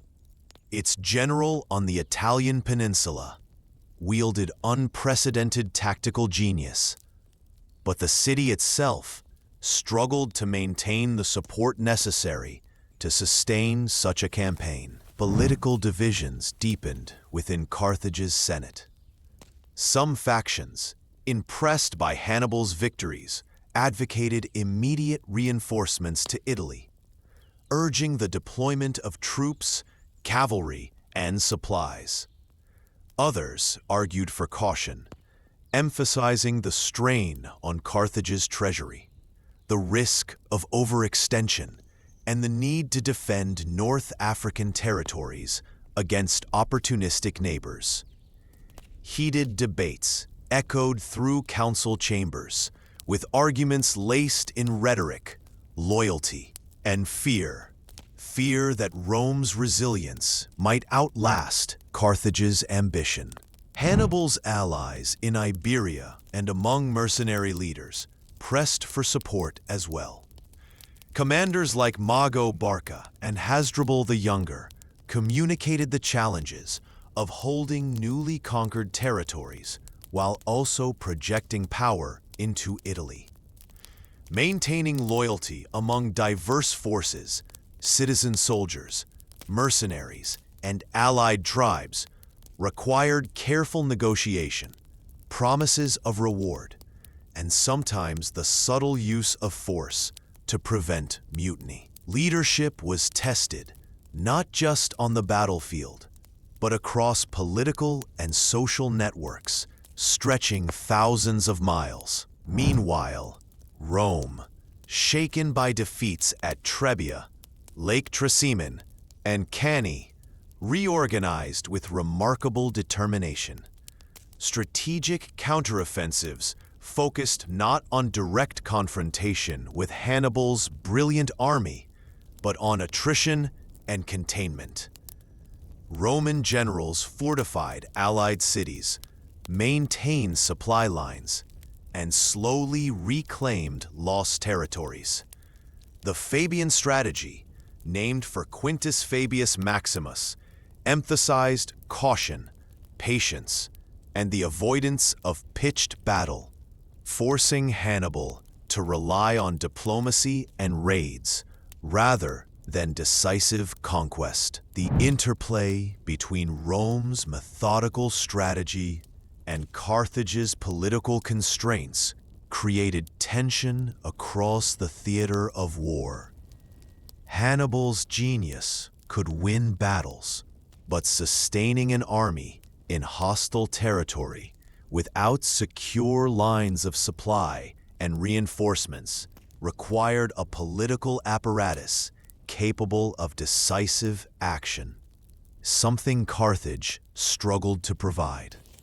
Each delay, indecision, or disagreement in the Senate reverberated across the Mediterranean, influencing campaigns and the morale of troops far from home. Meanwhile, Carthage faced additional challenges on multiple fronts. North Africa required attention to prevent uprisings or opportunistic attacks from Numidian tribes. Iberia's cities demanded garrisons to maintain control and secure resources. A balance of priorities tested Carthage's administrative and diplomatic capabilities. Hannibal's victories were heroic, but the city's political structure and divided council increasingly limited the long-term impact of these triumphs. Despite these challenges, Carthage's resilience remained remarkable. Alliances were maintained, mercenary forces retained, and resources mobilized through careful coordination. The war became a complex tapestry of strategy, politics, logistics, and diplomacy. A struggle not only for military dominance, but for the survival of Carthage's influence across the Mediterranean. By the end of this period, Rome's methodical counteroffensives began to stabilize the Italian theater, while Carthage's political struggles highlighted the limits of even the greatest general's influence. Hannibal remained a force of legend, but his victories underscored a crucial truth. An empire's strength relied not only on battlefield brilliance, but on the cohesion, foresight, and decisiveness of its political institutions. As the sun set over Carthage, casting shadows across its harbors and council chambers, the city faced a sobering reality. Triumph in Italy could not alone secure victory. The war demanded unity, strategy, and resilience at home as much as on foreign soil. The stage was set for the final decades of the Second Punic War, where diplomacy, politics, and decisive campaigns would determine the fate of Carthage and the Mediterranean world. The Italian winter was harsh, and Hannibal's army, once an unstoppable force, felt the weight of years of warfare. Supplies were strained, allies wavered, and Roman resilience proved formidable. Though victorious in battles like Cannae and Trebia, Hannibal faced the strategic reality that Carthage could not provide the reinforcements or resources necessary to sustain a long-term occupation of the Italian peninsula. Hannibal's generals and troops understood the paradox. Tactical brilliance won battles, yet strategic success demanded more than victories on the field. The Romans, though bloodied and battered, continued to replenish their legions, fortify cities, and protect their allies. The Fabian strategy, avoiding direct engagement while eroding Carthaginian influence, slowly began to take its toll. Hannibal's victories became symbolic, inspiring fear and admiration, but they could not translate into permanent control of Italy. Political challenges in Carthage compounded the military difficulties. The Senate debated the allocation of resources with increasing intensity. Some argued for sending reinforcements to Italy. Others, wary of overextending the empire, prioritized North Africa, Iberia, and the defense of trade routes. The lack of decisive action hindered Hannibal's ability to capitalize fully on his victories, forcing him into a protracted campaign marked by skirmishes, raiding, and diplomacy rather than decisive conquest. Hannibal's strategy evolved accordingly. He sought to foment rebellions among Roman allies, undermining loyalty and attempting to shift the balance of power. Cities in southern Italy, disillusioned with Roman rule, offered temporary support, but Rome's political cohesion and capacity to respond effectively limited the long-term impact. Hannibal demonstrated both patience and adaptability, using intelligence, terrain, and psychological tactics to maintain a presence in enemy territory despite dwindling resources. By 203 BCE, the turning point became inevitable. Roman forces, under Scipio Africanus, launched a bold campaign into Iberia and ultimately into North Africa, threatening Carthage itself. Recognizing the strategic danger, the Carthaginian Senate recalled Hannibal from Italy to defend the homeland. The march back was arduous, a retreat from victories that, though brilliant, could not secure the empire's future. Hannibal returned not as a conqueror of Italy, but as a defender of Carthage. The final confrontation at Zama in 202 BCE marked the end of Carthage's dominance in the western Mediterranean. Hannibal, commanding seasoned troops and war elephants once more, faced Scipio's disciplined Roman legions in a battle that showcased both tactical genius and the limits of resources and political support. Despite extraordinary skill, Carthaginian forces were decisively defeated. The victory secured Rome's supremacy and forced Carthage to accept harsh terms of peace, surrender of territory, a significant indemnity, and restrictions on military power.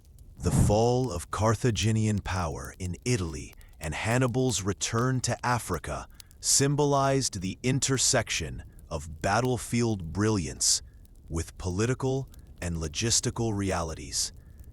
Hannibal's campaigns demonstrated unmatched strategic vision, but Carthage's inability to fully support him strategically, coupled with Rome's resilience and adaptability, sealed the city-state's fate.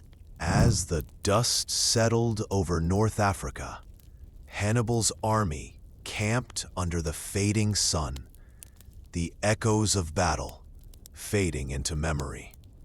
The city of Carthage survived, but the era of Mediterranean dominance had ended. Hannibal's legacy, however, would endure. Lessons in leadership, strategy, and the delicate balance between military genius and political support that resonate through history to this day. The Mediterranean sun glimmered off the bustling harbors of Carthage, where ships of every size and origin came and went, their hulls laden with goods from distant lands. Grain from Sicily, silver and tin from Iberia, ivory and gold from Africa, and luxury items from the far reaches of the eastern Mediterranean flowed through the city's ports. Carthage thrived not merely as a military power, but as an economic hub, a testament to the ingenuity and organization of its merchants and administrators. Trade was the lifeblood of Carthage. Merchants formed tightly knit networks that spanned continents, negotiating contracts, establishing colonies, and managing fleets capable of crossing vast distances. The city's economy depended on meticulous accounting, skilled navigation, and the ability to adapt to political changes. Whether negotiating with local tribes in Iberia, Greek city-states, or even Rome itself, Carthage's wealth allowed it to fund armies, construct fortifications, and sustain long military campaigns, making economic power inseparable from political and military strength. Agriculture complemented trade, providing food for the city's growing population and troops. Fertile lands surrounding Carthage were carefully cultivated, with systems of irrigation and crop rotation ensuring consistent harvests. Olive oil, grains, and wine were not only staples, but also key trade commodities, exchanged across the Mediterranean for raw materials and luxury goods. Control of these resources required both military oversight and careful diplomacy with local populations. Carthage's mastery of maritime logistics was legendary. Its shipyards constructed fleets that were swift, durable, and capable of both commerce and war. Naval engineers developed innovations in hull design, rigging, and maneuverability that allowed Carthaginian vessels to dominate trade routes and project power far beyond North Africa. Ports were fortified, warehouses organized, and customs systems enforced, ensuring both profit and security. Economic power fueled cultural development as well. Wealthy families invested in public works, temples, and monuments. Markets became centers not only of commerce, but of social interaction, where ideas, technologies, and cultural practices converged. Artisans and craftsmen flourished, producing finely crafted jewelry, pottery, and textiles, reflecting both local traditions and influences from across the Mediterranean. Carthage's wealth enabled patronage of the arts, religious institutions, and civic projects, creating a city vibrant with cultural life. Even during wartime, Carthage's economy demonstrated resilience. Tribute from allied cities, taxes on trade, and resource extraction from colonies allowed the city to sustain long campaigns, employ mercenaries, and maintain fleets. Yet the balance was delicate.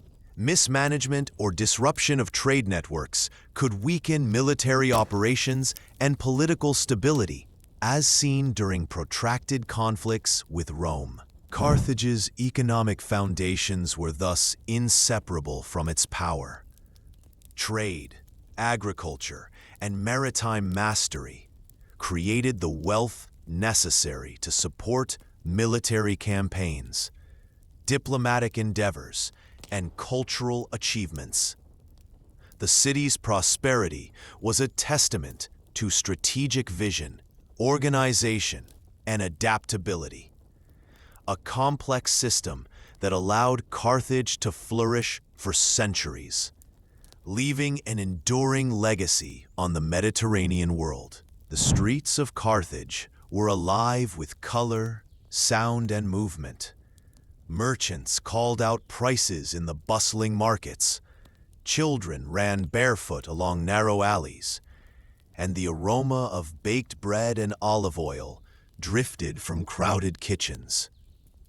Beyond the walls of power and trade, everyday life in Carthage revealed a society vibrant, structured, and deeply influenced by commerce, religion, and family. At the center of Carthaginian society were the extended families and clans that governed both social status and political influence.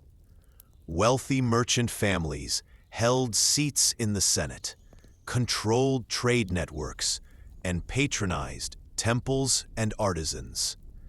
Their homes were centers of learning and culture, decorated with intricate mosaics and adorned with imported luxury items. Within these households, children were educated in reading, writing, arithmetic, and navigation, preparing them to continue family traditions in commerce, politics, or military service. Religion permeated daily life. The worship of gods such as Baal Hammon and Tanit influenced both private and public rituals. Temples and sacred spaces dotted the city, hosting offerings, festivals, and sacrifices. Religious leaders guided not only spiritual practices, but civic and military decisions, ensuring that the will of the gods was considered in governance, trade negotiations, and strategic planning.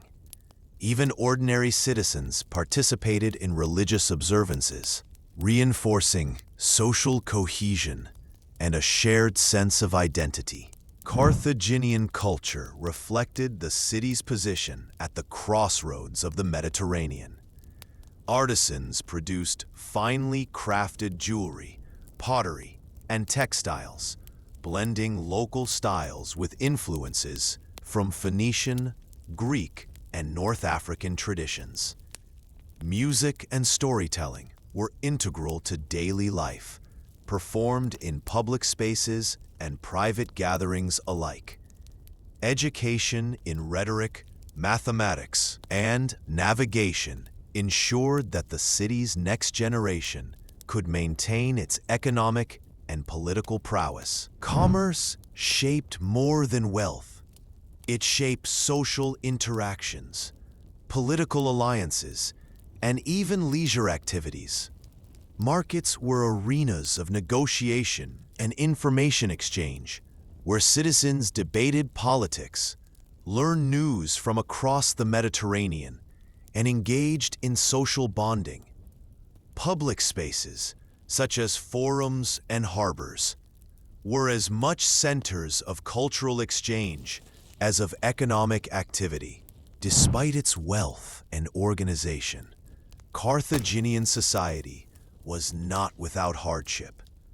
Slavery existed alongside free citizens and mercenary soldiers, forming an essential labor force for agriculture, construction, and trade. Military campaigns drew men from cities and allied tribes, leaving families to manage households and estates under the careful oversight of elders and matriarchs. Social hierarchies were respected, yet the mobility of commerce and the diversity of Carthage's population allowed for interaction and influence across classes, contributing to a dynamic, adaptable society. The resilience of Carthaginian culture was evident even during wartime. Families, merchants, and religious institutions continued to maintain traditions, support armies, and sustain civic life, despite the strain of prolonged conflicts with Rome. This cohesion, rooted in economic strength, religious devotion, and social networks, enabled Carthage to recover from defeat and endure for centuries. As twilight fell over the city, lanterns illuminated streets where merchants, artisans, and families carried on with daily life. Carthage's vibrancy was not only a reflection of wealth, but of cultural sophistication. A society capable of sustaining ambition, military prowess, and resilience through a complex web of commerce, religion, and human ingenuity. The city's legacy would endure long after its military might waned, leaving traces of culture, art, and social organization across the Mediterranean. The skyline of Carthage rose proudly against the Mediterranean sun, a testament to human ingenuity and ambition.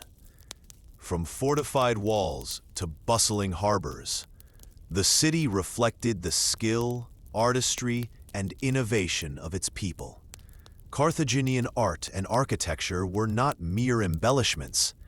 They were statements of power, culture, and identity, intertwined with economic prosperity and strategic planning. Carthaginian architecture combined practicality with grandeur. Defensive walls, watchtowers, and fortifications were carefully designed to protect the city from both land and sea invasions. The fortresses of New Carthage and other colonies exemplified the integration of terrain with engineering, using natural cliffs, rivers, and elevation to maximize defensive advantage. Public buildings, temples, and marketplaces were constructed with both aesthetic elegance and functionality in mind, accommodating civic gatherings, trade, and religious ceremonies. Artisans flourished under the city's wealth, producing intricate mosaics, carved ivory, and finely crafted metalwork. Religious motifs dominated much of the artistic output, with depictions of deities, sacrificial rituals, and symbolic animals reflecting both devotion and identity. Jewelry, ornaments, and luxury goods were not only symbols of status, but also trade commodities, spreading Carthaginian culture across the Mediterranean. Technological innovation was central to Carthage's success. Naval engineers developed advanced ship designs, including swift warships capable of ramming and boarding enemy vessels. Ports were equipped with cranes, docks, and storage facilities, allowing efficient loading and unloading of goods. Agricultural innovations, such as irrigation systems and crop rotation techniques, ensured stable food production for both citizens and armies.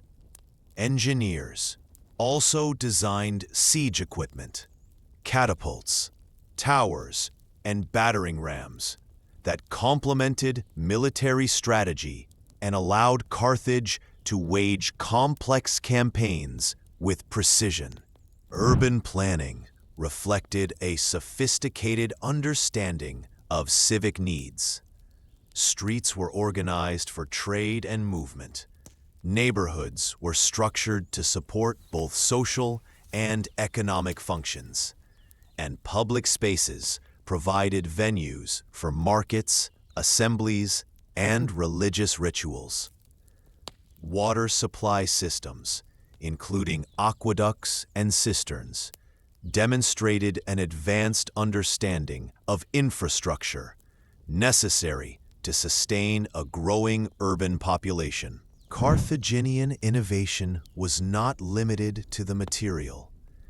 Tactical innovations in warfare, combining infantry, cavalry, and elephants with terrain advantage, demonstrated strategic creativity rooted in both experience and observation. Military logistics, including supply lines, troop rotations, and coordination with mercenary forces, reflected a systemized approach to sustaining campaigns across vast distances. The fusion of art, architecture, and technology symbolized Carthage's identity, a city built on commerce, protected by engineering, inspired by culture, and sustained by innovation. These achievements were not merely for display. They reinforced Carthage's political authority, economic power, and military effectiveness, leaving an enduring legacy visible in archaeological remains and influencing subsequent Mediterranean civilizations. As twilight bathed Carthage in golden light, the city stood as a living monument to human ingenuity. Temples, ships, walls, and marketplaces reflected centuries of accumulated knowledge, skill, and ambition.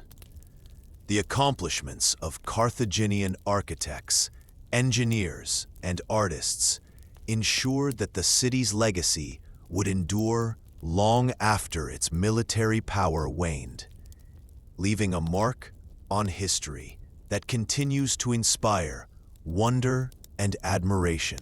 The sun rose over Carthage, illuminating temples, altars, and public spaces where the rhythms of daily life were intertwined with devotion.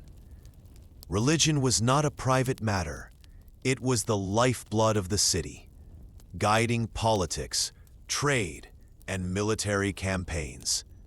Carthaginian social and religious structures created cohesion among diverse populations, linking economic prosperity, civic duty, and spiritual observance. At the center of Carthaginian religious life stood the gods Baal-Hamon and Tanit, whose worship permeated both public ceremonies and private devotion. Priests and priestesses conducted rituals to ensure the favor of the gods, offering sacrifices, performing rites, and interpreting omens. Temples were not only spiritual centers, but also hubs of administration and social organization, influencing decisions ranging from city governance to military strategy. Religious authority reinforced political authority, legitimizing the power of the Senate and the generals in the field. Family and kinship structures underpinned society. Wealthy merchant families held significant political influence, while matriarchs and patriarchs managed estates, trade networks, and social alliances. Marriage was both a personal and political institution, often used to strengthen alliances between influential families or to secure loyalty from distant colonies. Children were educated in commerce, rhetoric, and martial skills, ensuring that the next generation could sustain Carthage's economic, cultural, and military strength. Carthaginian society was hierarchical yet interconnected. Citizens enjoyed legal rights, access to trade, and participation in civic life, while mercenaries, laborers, and slaves contributed essential labor. Social mobility, though limited, was possible through trade, military service, or marriage, reflecting a pragmatic approach to governance and resource management. Public festivals and religious observances created opportunities for communal participation, reinforcing civic identity and loyalty. Religion and social organization intersected with military life. Before campaigns, generals consulted priests to secure divine favor. Soldiers were encouraged to participate in rituals that strengthened morale. Sacrifices and ceremonies were believed to influence outcomes, and victories were celebrated not only as military achievements, but as signs of divine support. The intertwining of faith, governance, and the general's organization intersected with military life, and martial practice created a cohesive society capable of sustaining long-term campaigns and complex political strategies. Trade and economy were also deeply connected to social and religious structures. Wealth generated by commerce funded public works, temples, and cultural endeavors. Citizens and elites contributed to festivals, sponsored artisans, and maintained institutions that reinforced social cohesion. Religious institutions managed some economic functions, including offerings, tributes, and redistribution of resources, further integrating faith with daily life. Carthage's social and religious systems were thus both resilient and adaptive. They provided the framework for governance, supported economic and military endeavors, and fostered a shared identity across a diverse population. Through rituals, family networks, and civic institutions, Carthage maintained stability and cohesion, even during periods of military and political upheaval. As dusk settled over the city, the glow from temples and lantern-lit streets reflected the harmony of structure, faith, and culture. Carthage's society was more than a collection of individuals. It was a living, breathing organism, sustained by devotion, organization, and shared purpose. The city's religious and social fabric ensured that its legacy endured, long after the battles had ended and the Mediterranean landscape had been reshaped by war and politics. Long after the smoke of battle had cleared and the Roman legions had claimed victory, the echoes of Carthage's brilliance continued to resonate across the Mediterranean. Though its political and military dominance waned, the economic networks, cultural innovations, and social structures established by Carthage left an indelible mark on history. Trade remained at the heart of Carthage's legacy. The city's extensive maritime networks connected North Africa with Sicily, Iberia, Sardinia, and beyond. Even under Roman oversight, these routes continued to facilitate the exchange of goods, ideas, and technologies. Carthaginian methods of shipbuilding, navigation, and commercial organization influenced Mediterranean trade for centuries, creating patterns of connectivity that outlasted the empire itself. Cultural achievements, too, endured. Carthaginian art, from intricate mosaics to finely crafted jewelry, set standards for craftsmanship and aesthetic refinement. Architectural innovations, fortified walls, urban planning, and sophisticated harbor systems became models for future cities. Religious practices and festivals influenced local traditions in North Africa and Iberia, blending with Roman and local customs to create a rich cultural synthesis. Agricultural and technological innovations left tangible legacies as well. Irrigation techniques, crop management, and mining methods introduced by Carthaginians continued to be used by succeeding civilizations. Their knowledge of metallurgy, ship design, and logistics informed Roman and later Mediterranean strategies, demonstrating that Carthage's influence extended beyond culture into practical knowledge that shaped economies and warfare alike. Carthage's social structures also provided a model for civic organization. The integration of commerce, religion, and governance created a resilient society capable of sustaining growth, managing diversity, and maintaining civic cohesion.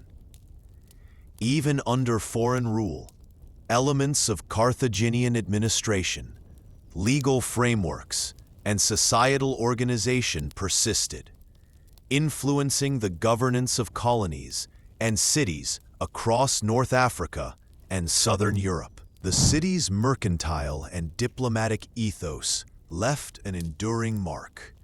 Carthaginian merchants were not merely traders, they were negotiators, diplomats, and cultural intermediaries.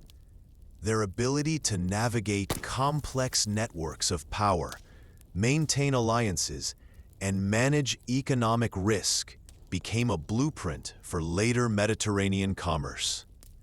Cities and states across the region adopted similar practices, reflecting the adaptability and sophistication of Carthaginian systems. In the broader sweep of history, Carthage's legacy is one of resilience, innovation, and cultural richness.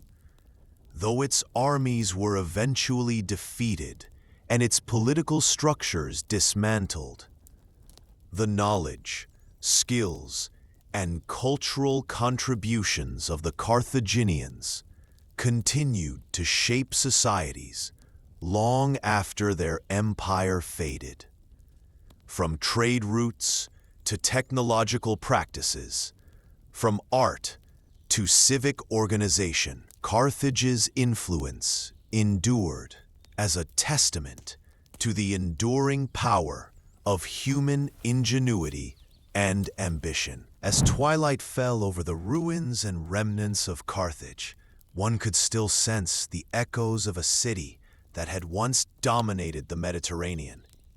Its legacy was not merely in stones or treasures, but in the systems, knowledge, and cultural imprints that continued to shape the world. Carthage had fallen as a political entity, but it remained immortal in the economic, cultural, and social foundations it had laid, a civilization whose echoes would resonate for millennia. The fall of Carthage did not erase its shadow from the Mediterranean. Even as Rome imposed its authority over North Africa, the strategies, tactics, and political lessons of Carthage continued to influence the art of war and governance. Generals, statesmen, and scholars studied the brilliance of Hannibal's campaigns, understanding that power depended not solely on numbers, but on strategy, logistics, and psychological mastery. The military legacy of Carthage was profound. Hannibal's campaigns, crossing the Alps, employing war elephants, and executing encirclement tactics at Cannae, redefined battlefield strategy. Roman commanders learned from these encounters, adapting their formations, supply strategies, and intelligence gathering to counter similarly cunning foes. The lessons of ambushes, forced marches, and combined arms would echo through centuries of European warfare, from Roman legions to Napoleonic campaigns. Politically, Carthage's interactions with Rome illustrated the complexity of diplomacy, alliances, and strategic foresight. The city's ability to forge coalitions, negotiate with diverse tribes, and maintain loyalty among mercenaries highlighted the importance of governance beyond the battlefield.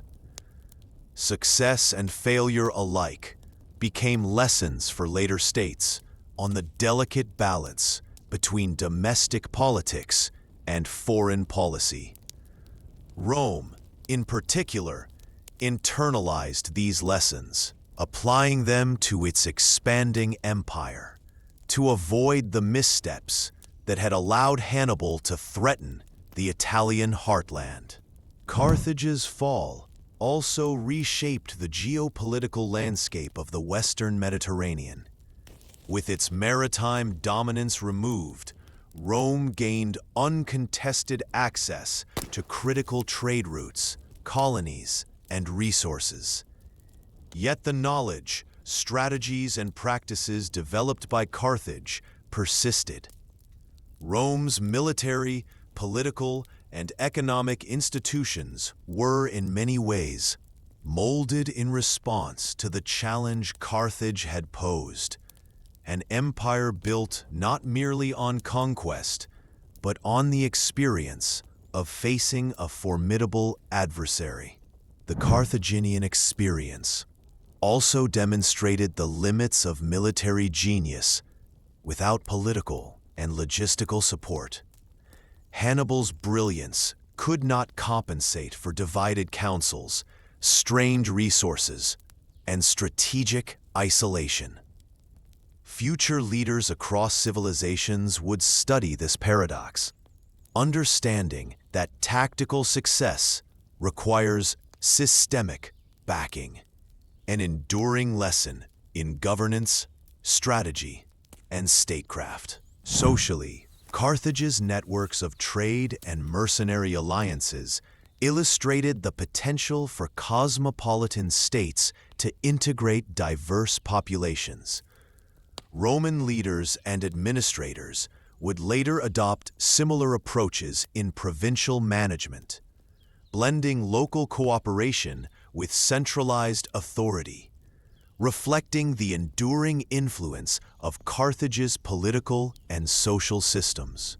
As dusk settled over the ruins of the Carthaginian heartland, one could see the invisible threads connecting past and future. The city's military genius, political structures, and strategic innovations left traces in Roman doctrine, Mediterranean diplomacy, and even the evolution of urban defense systems. Carthage had fallen, but its lessons endured, etched into the strategies, policies, and ambitions of civilizations that followed. Even after its political and military power had faded, Carthage's influence on the Mediterranean economy and culture persisted. The city's extensive trade networks, advanced navigation techniques, and commercial institutions became templates for later civilizations. Merchants, scholars, and leaders across the region learned from Carthage's integration of commerce, governance, and diplomacy. Carthage's mastery of maritime trade left an enduring imprint. Its ship designs, harbor organization, and navigational methods were studied and adapted by Rome, Phoenician successor states, and even medieval Mediterranean traders. The ability to sustain long-distance commerce, manage complex supply chains, and integrate far-flung territories into a cohesive economic system became a hallmark of Mediterranean civilization.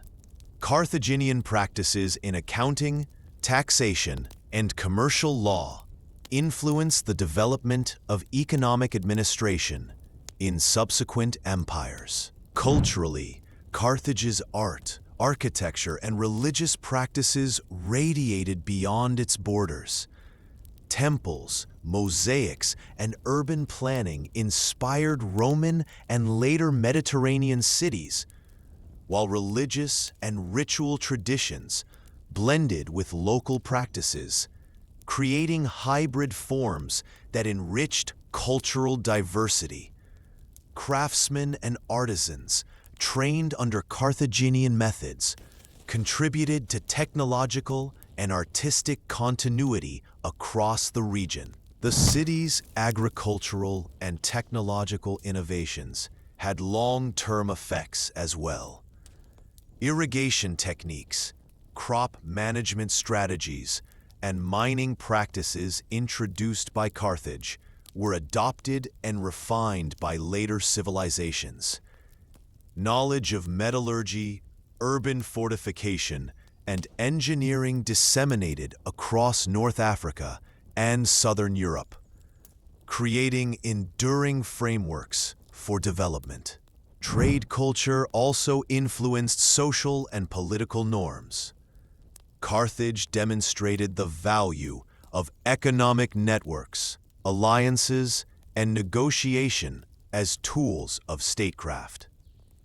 Future civilizations, including Rome and medieval Mediterranean powers, emulated these strategies, using commerce to strengthen political authority and cultural cohesion.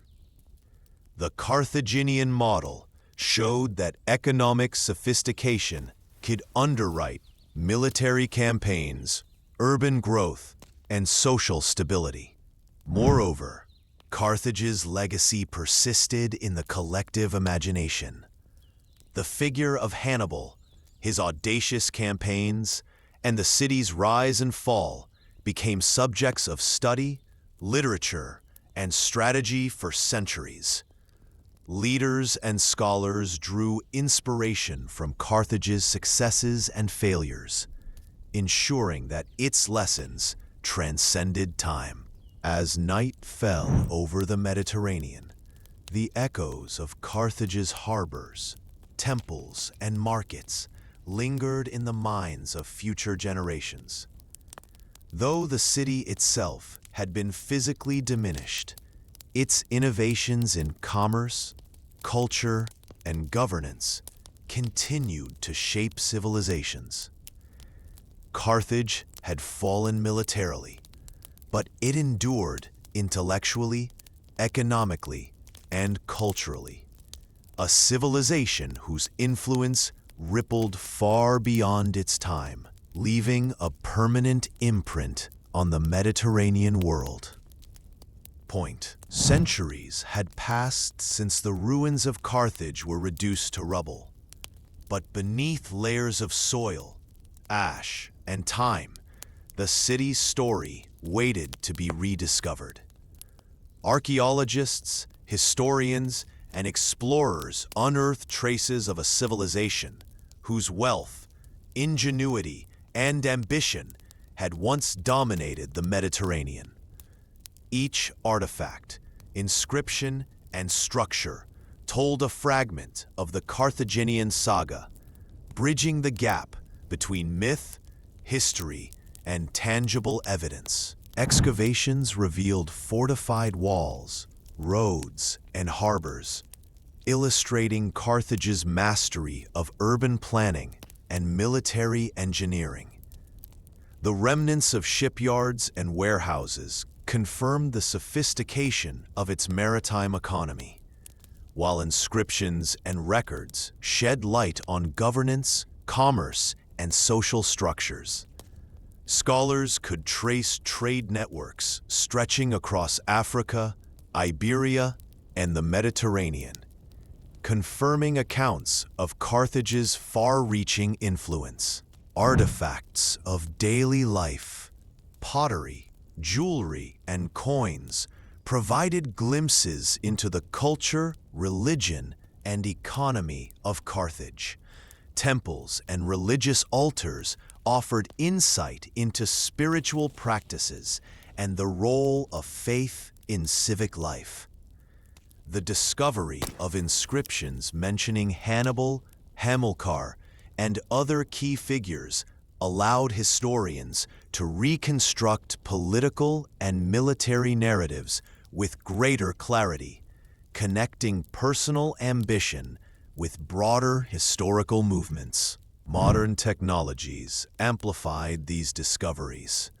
Satellite imagery, ground-penetrating radar, and 3D modeling allowed archaeologists to visualize city layouts, fortifications, and trade networks, long buried beneath centuries of change.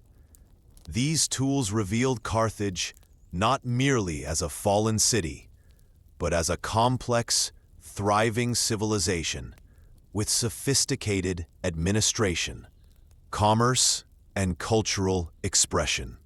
Furthermore, underwater archaeology uncovered submerged harbors and shipwrecks, revealing the maritime prowess that had enabled Carthage to dominate trade routes and wage war across the Mediterranean.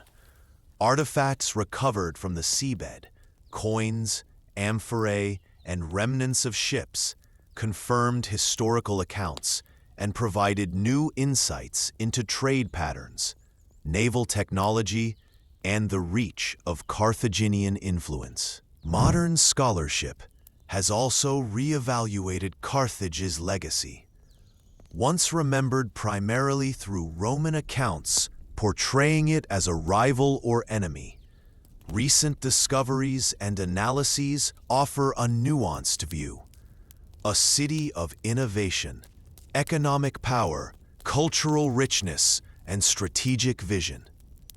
Carthage emerges as a civilization whose achievements in trade, warfare, and governance continue to inform our understanding of the ancient world.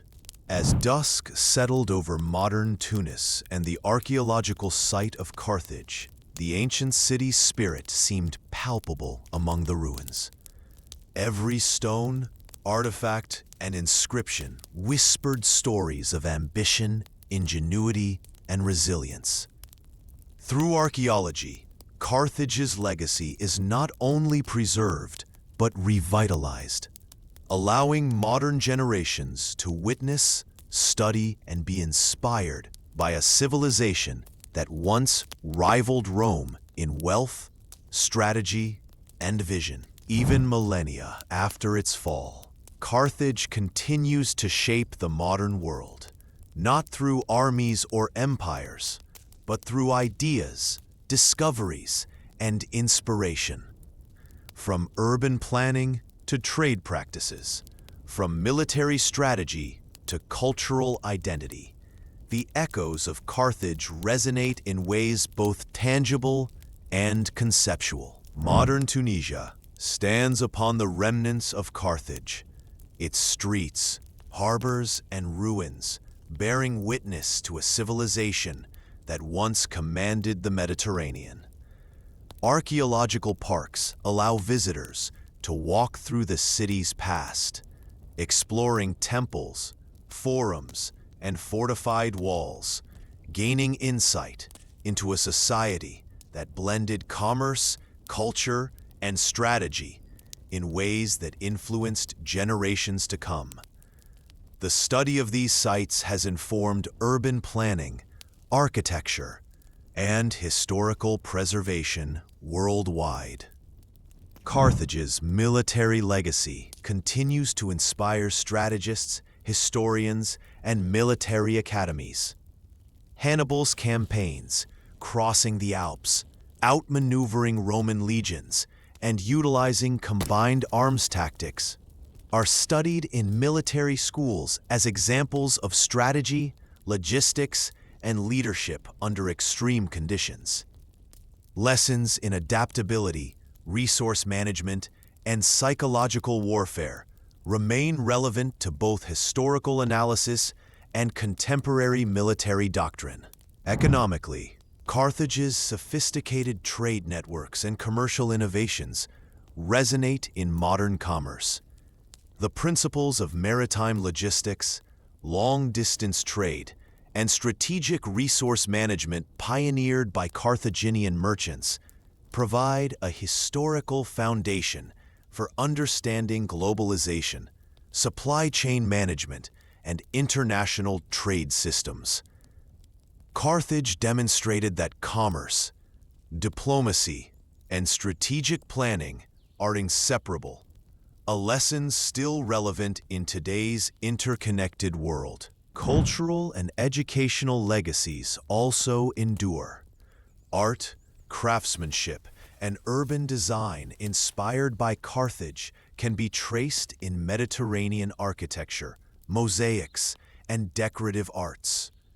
The city's integration of social, religious, and economic systems informs modern studies of governance, urban sociology, and cultural anthropology.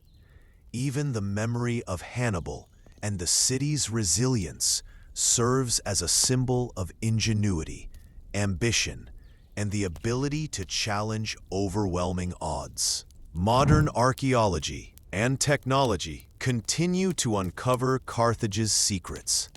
Satellite imaging, ground-penetrating radar, and underwater exploration reveal details of trade routes, shipbuilding techniques, and urban organization that deepen our understanding of ancient innovation. These discoveries allow historians, scholars, and the public to connect the past with the present, showing how lessons from a lost civilization can illuminate contemporary society. As the Mediterranean sun sets over the ruins, one can imagine the bustling ports, the temples, the armies, and the markets of Carthage centuries ago. The city's influence persists in modern thought, strategy, commerce, and culture. Carthage may have fallen as a political entity, but its ideas, innovations, and spirit endure, a bridge between antiquity and the modern world, reminding us that civilizations are measured not only by power, but by the enduring impact of their knowledge, culture, and vision. Beneath the modern cityscape of Tunis, layers of history lay buried, waiting for the patient hands of archaeologists to uncover the secrets of Carthage. The rediscovery of this ancient civilization in the 19th and 20th centuries was more than a series of excavations. It was a resurrection of memory, culture, and identity. Scholars and explorers meticulously peeled back centuries of soil, rubble, and sand to reveal a city that had once rivaled Rome in wealth, power, and influence. Early excavations revealed monumental city walls, fortified harbors, and traces of public buildings that spoke of a society sophisticated in both defense and commerce. Temples dedicated to Baal Hammon and Tanit were unearthed, adorned with inscriptions, altars, and votive offerings, providing tangible evidence of religious life. Pottery, coins, jewelry, and everyday tools offered glimpses into the material culture, revealing a civilization as vibrant and complex as the historical texts suggested. Modern techniques transformed the study of Carthage.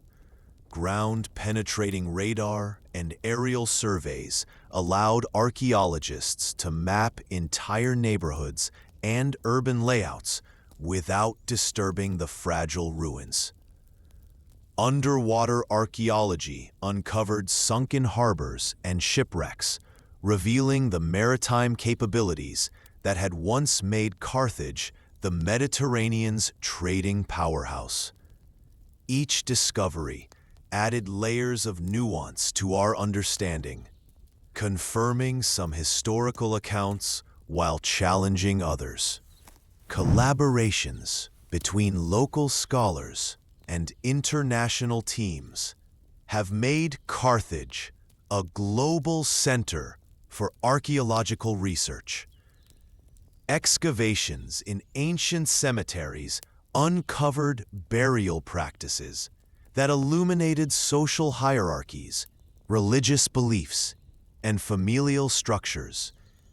Studies of artifacts revealed trade networks stretching from Iberia to Africa, showing that Carthage's influence extended far beyond its immediate territory.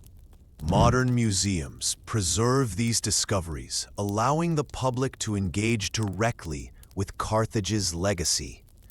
Exhibits display war elephants carved from ivory, mosaics depicting daily life, and coins that once facilitated trade across the Mediterranean.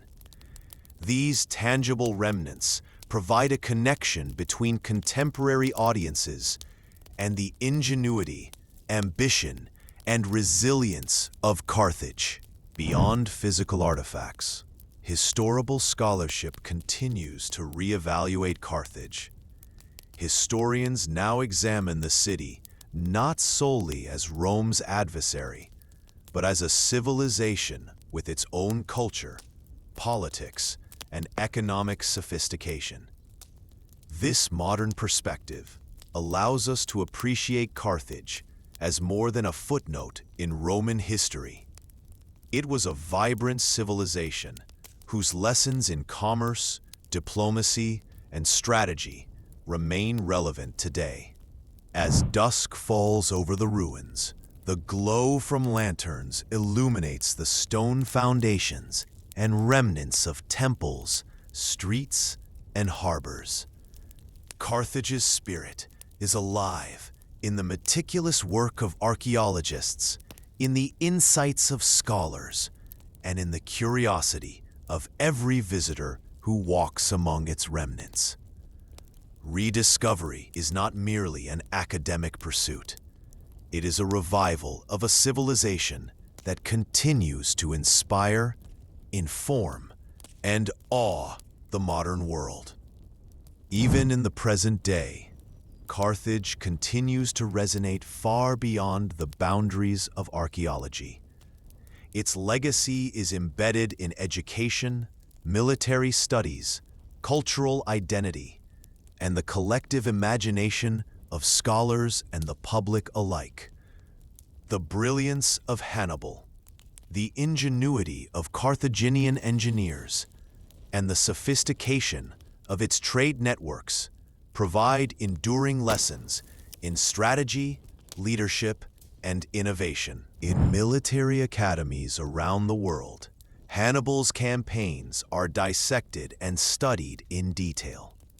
Crossing the Alps with elephants, outmaneuvering Roman legions, and executing complex battlefield strategies are not only marvels of history, they are case studies in logistics, morale management, and adaptive thinking.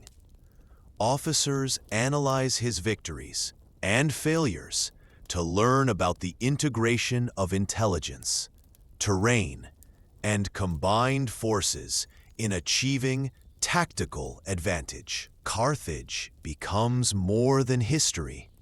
It becomes a living classroom for leadership under extreme pressure. Cultural and educational institutions draw on Carthage's achievements to illustrate the interconnectedness of commerce, governance, and civilization. Universities offer courses on Phoenician trade networks, urban planning, and religious practices, demonstrating how Carthage's economic and cultural systems influenced the broader Mediterranean. Scholars examine inscriptions, artifacts, and urban layouts to understand administration, law, and diplomacy in the ancient world, lessons still applicable to governance and economic planning today. Modern culture reflects Carthage's imprint as well. Literature, film, and art often revisit Hannibal's audacity and Carthaginian resilience, using them as symbols of ingenuity, courage, and the struggle against overwhelming odds. Museums and historical parks in Tunisia and abroad celebrate Carthage, allowing people to walk its streets, explore its harbors, and experience a tangible connection to a civilization that once shaped the Mediterranean. Trade and economic studies also draw inspiration from Carthage. Its integration of commerce, logistics, and diplomacy demonstrates the timeless principles of supply chain management, market expansion, and strategic resource allocation. Businesses and economists analyze Carthaginian practices to understand how coordinated networks, alliances, and innovation can sustain prosperity, even in volatile environments. Even tourism has become a conduit for Carthage's modern influence. Visitors from across the world walk among its ruins, explore reconstructed temples, and imagine bustling harbors. Educational programs immerse students in the city's history, blending archaeology, history, and strategy to show how a city's ambition, organization, and culture can leave a legacy for millennia. Through these avenues, military study, cultural preservation, education, and public engagement, Carthage remains alive in the modern consciousness. Its story transcends time, illustrating the enduring power of innovation, leadership, and vision. From the Alps to the Mediterranean harbors, from ancient markets to modern classrooms, Carthage continues to teach, inspire, and captivate. As night falls over the modern city of Tunis, the ruins of Carthage shimmer faintly under the stars. They remind us that civilizations are measured not only by conquest, but by the knowledge, culture, and ingenuity they leave behind. Carthage may have been destroyed as a political entity, but its influence continues to guide minds, shape strategies, and inspire generations across the globe. The ruins of Carthage rise like whispers of a once great civilization, their stones etched with stories of ambition, ingenuity, and resilience.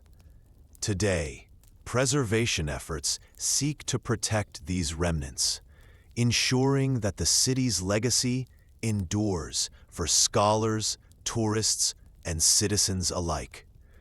From meticulous excavations to global heritage initiatives, modern society honors Carthage not merely as a historical curiosity, but as a symbol of human achievement.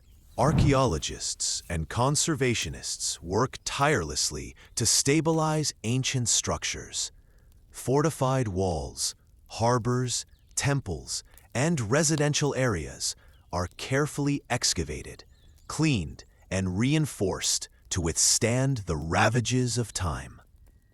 Every artifact recovered, from jewelry and pottery to inscriptions and tools, is cataloged and preserved, providing invaluable insight into Carthage's social, economic, and cultural life. These efforts illuminate the daily experiences of citizens, the strategies of generals, and the innovations of engineers, long gone but never forgotten. Tourism has become a bridge connecting modern observers to Carthage's past.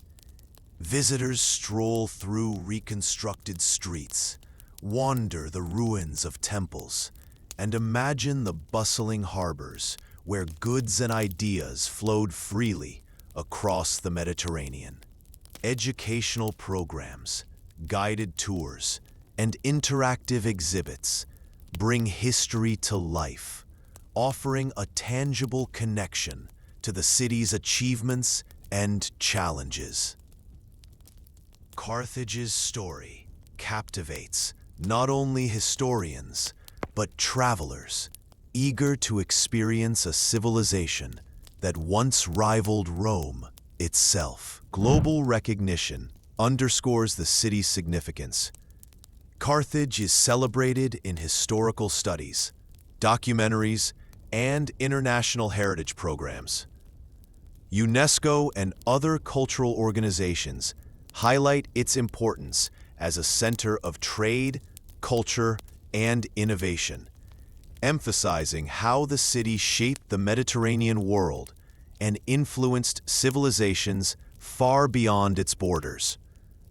This recognition preserves Carthage's legacy as a source of inspiration, knowledge, and cultural pride. Preservation also extends to maritime archaeology.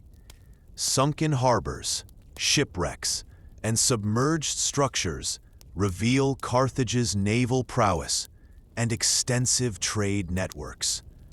These underwater sites, carefully documented and studied, provide a rare glimpse into the city's maritime economy, military logistics, and global connections.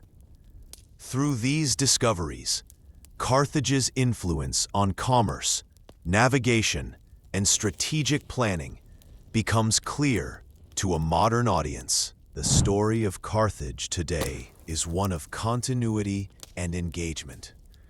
From the stones of ancient temples to the bustling streets of modern Tunis, the city's legacy continues to educate, inspire, and connect people across time and geography. Preservation, tourism, and global recognition ensure that Carthage is more than a historical footnote.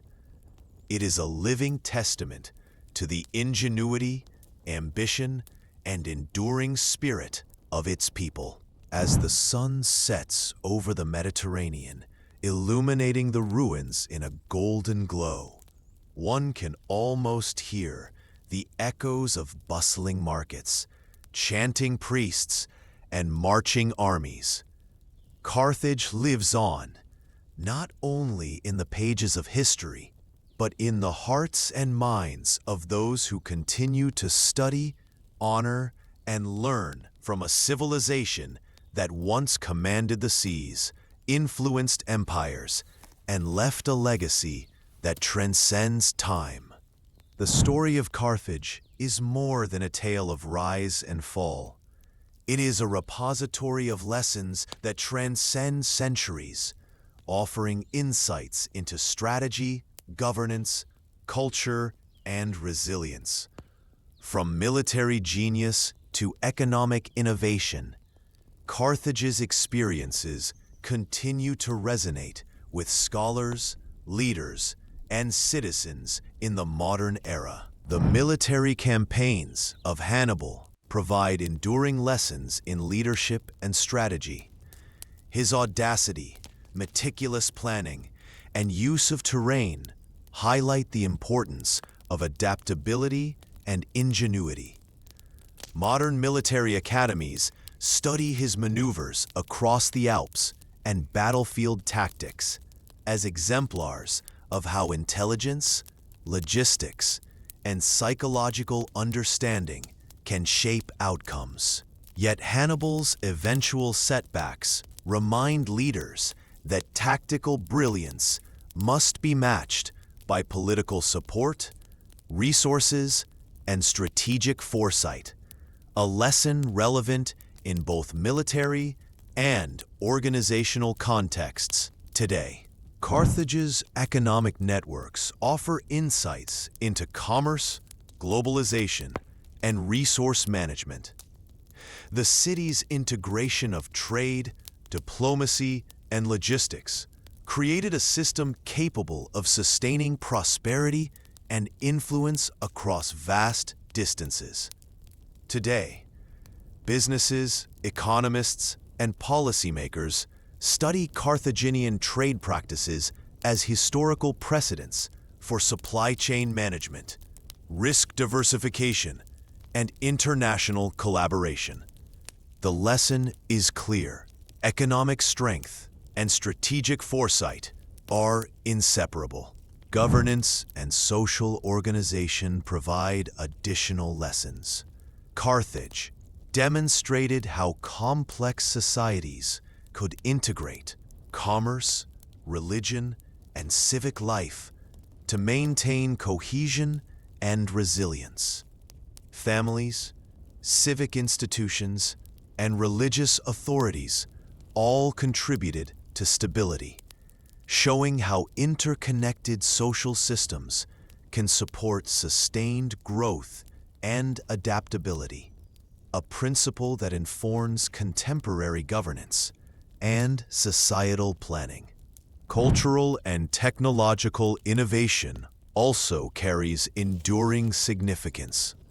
Carthaginian advancements in shipbuilding, urban planning, agriculture, and craftsmanship illustrate the long-term impact of innovation on society and civilization. Modern engineers, architects, and urban planners can trace principles of efficiency, design, and adaptability back to Carthage, demonstrating that creativity and practical knowledge are as vital today as they were in the ancient world. Finally, the preservation and study of Carthage teach lessons in memory, history, and identity.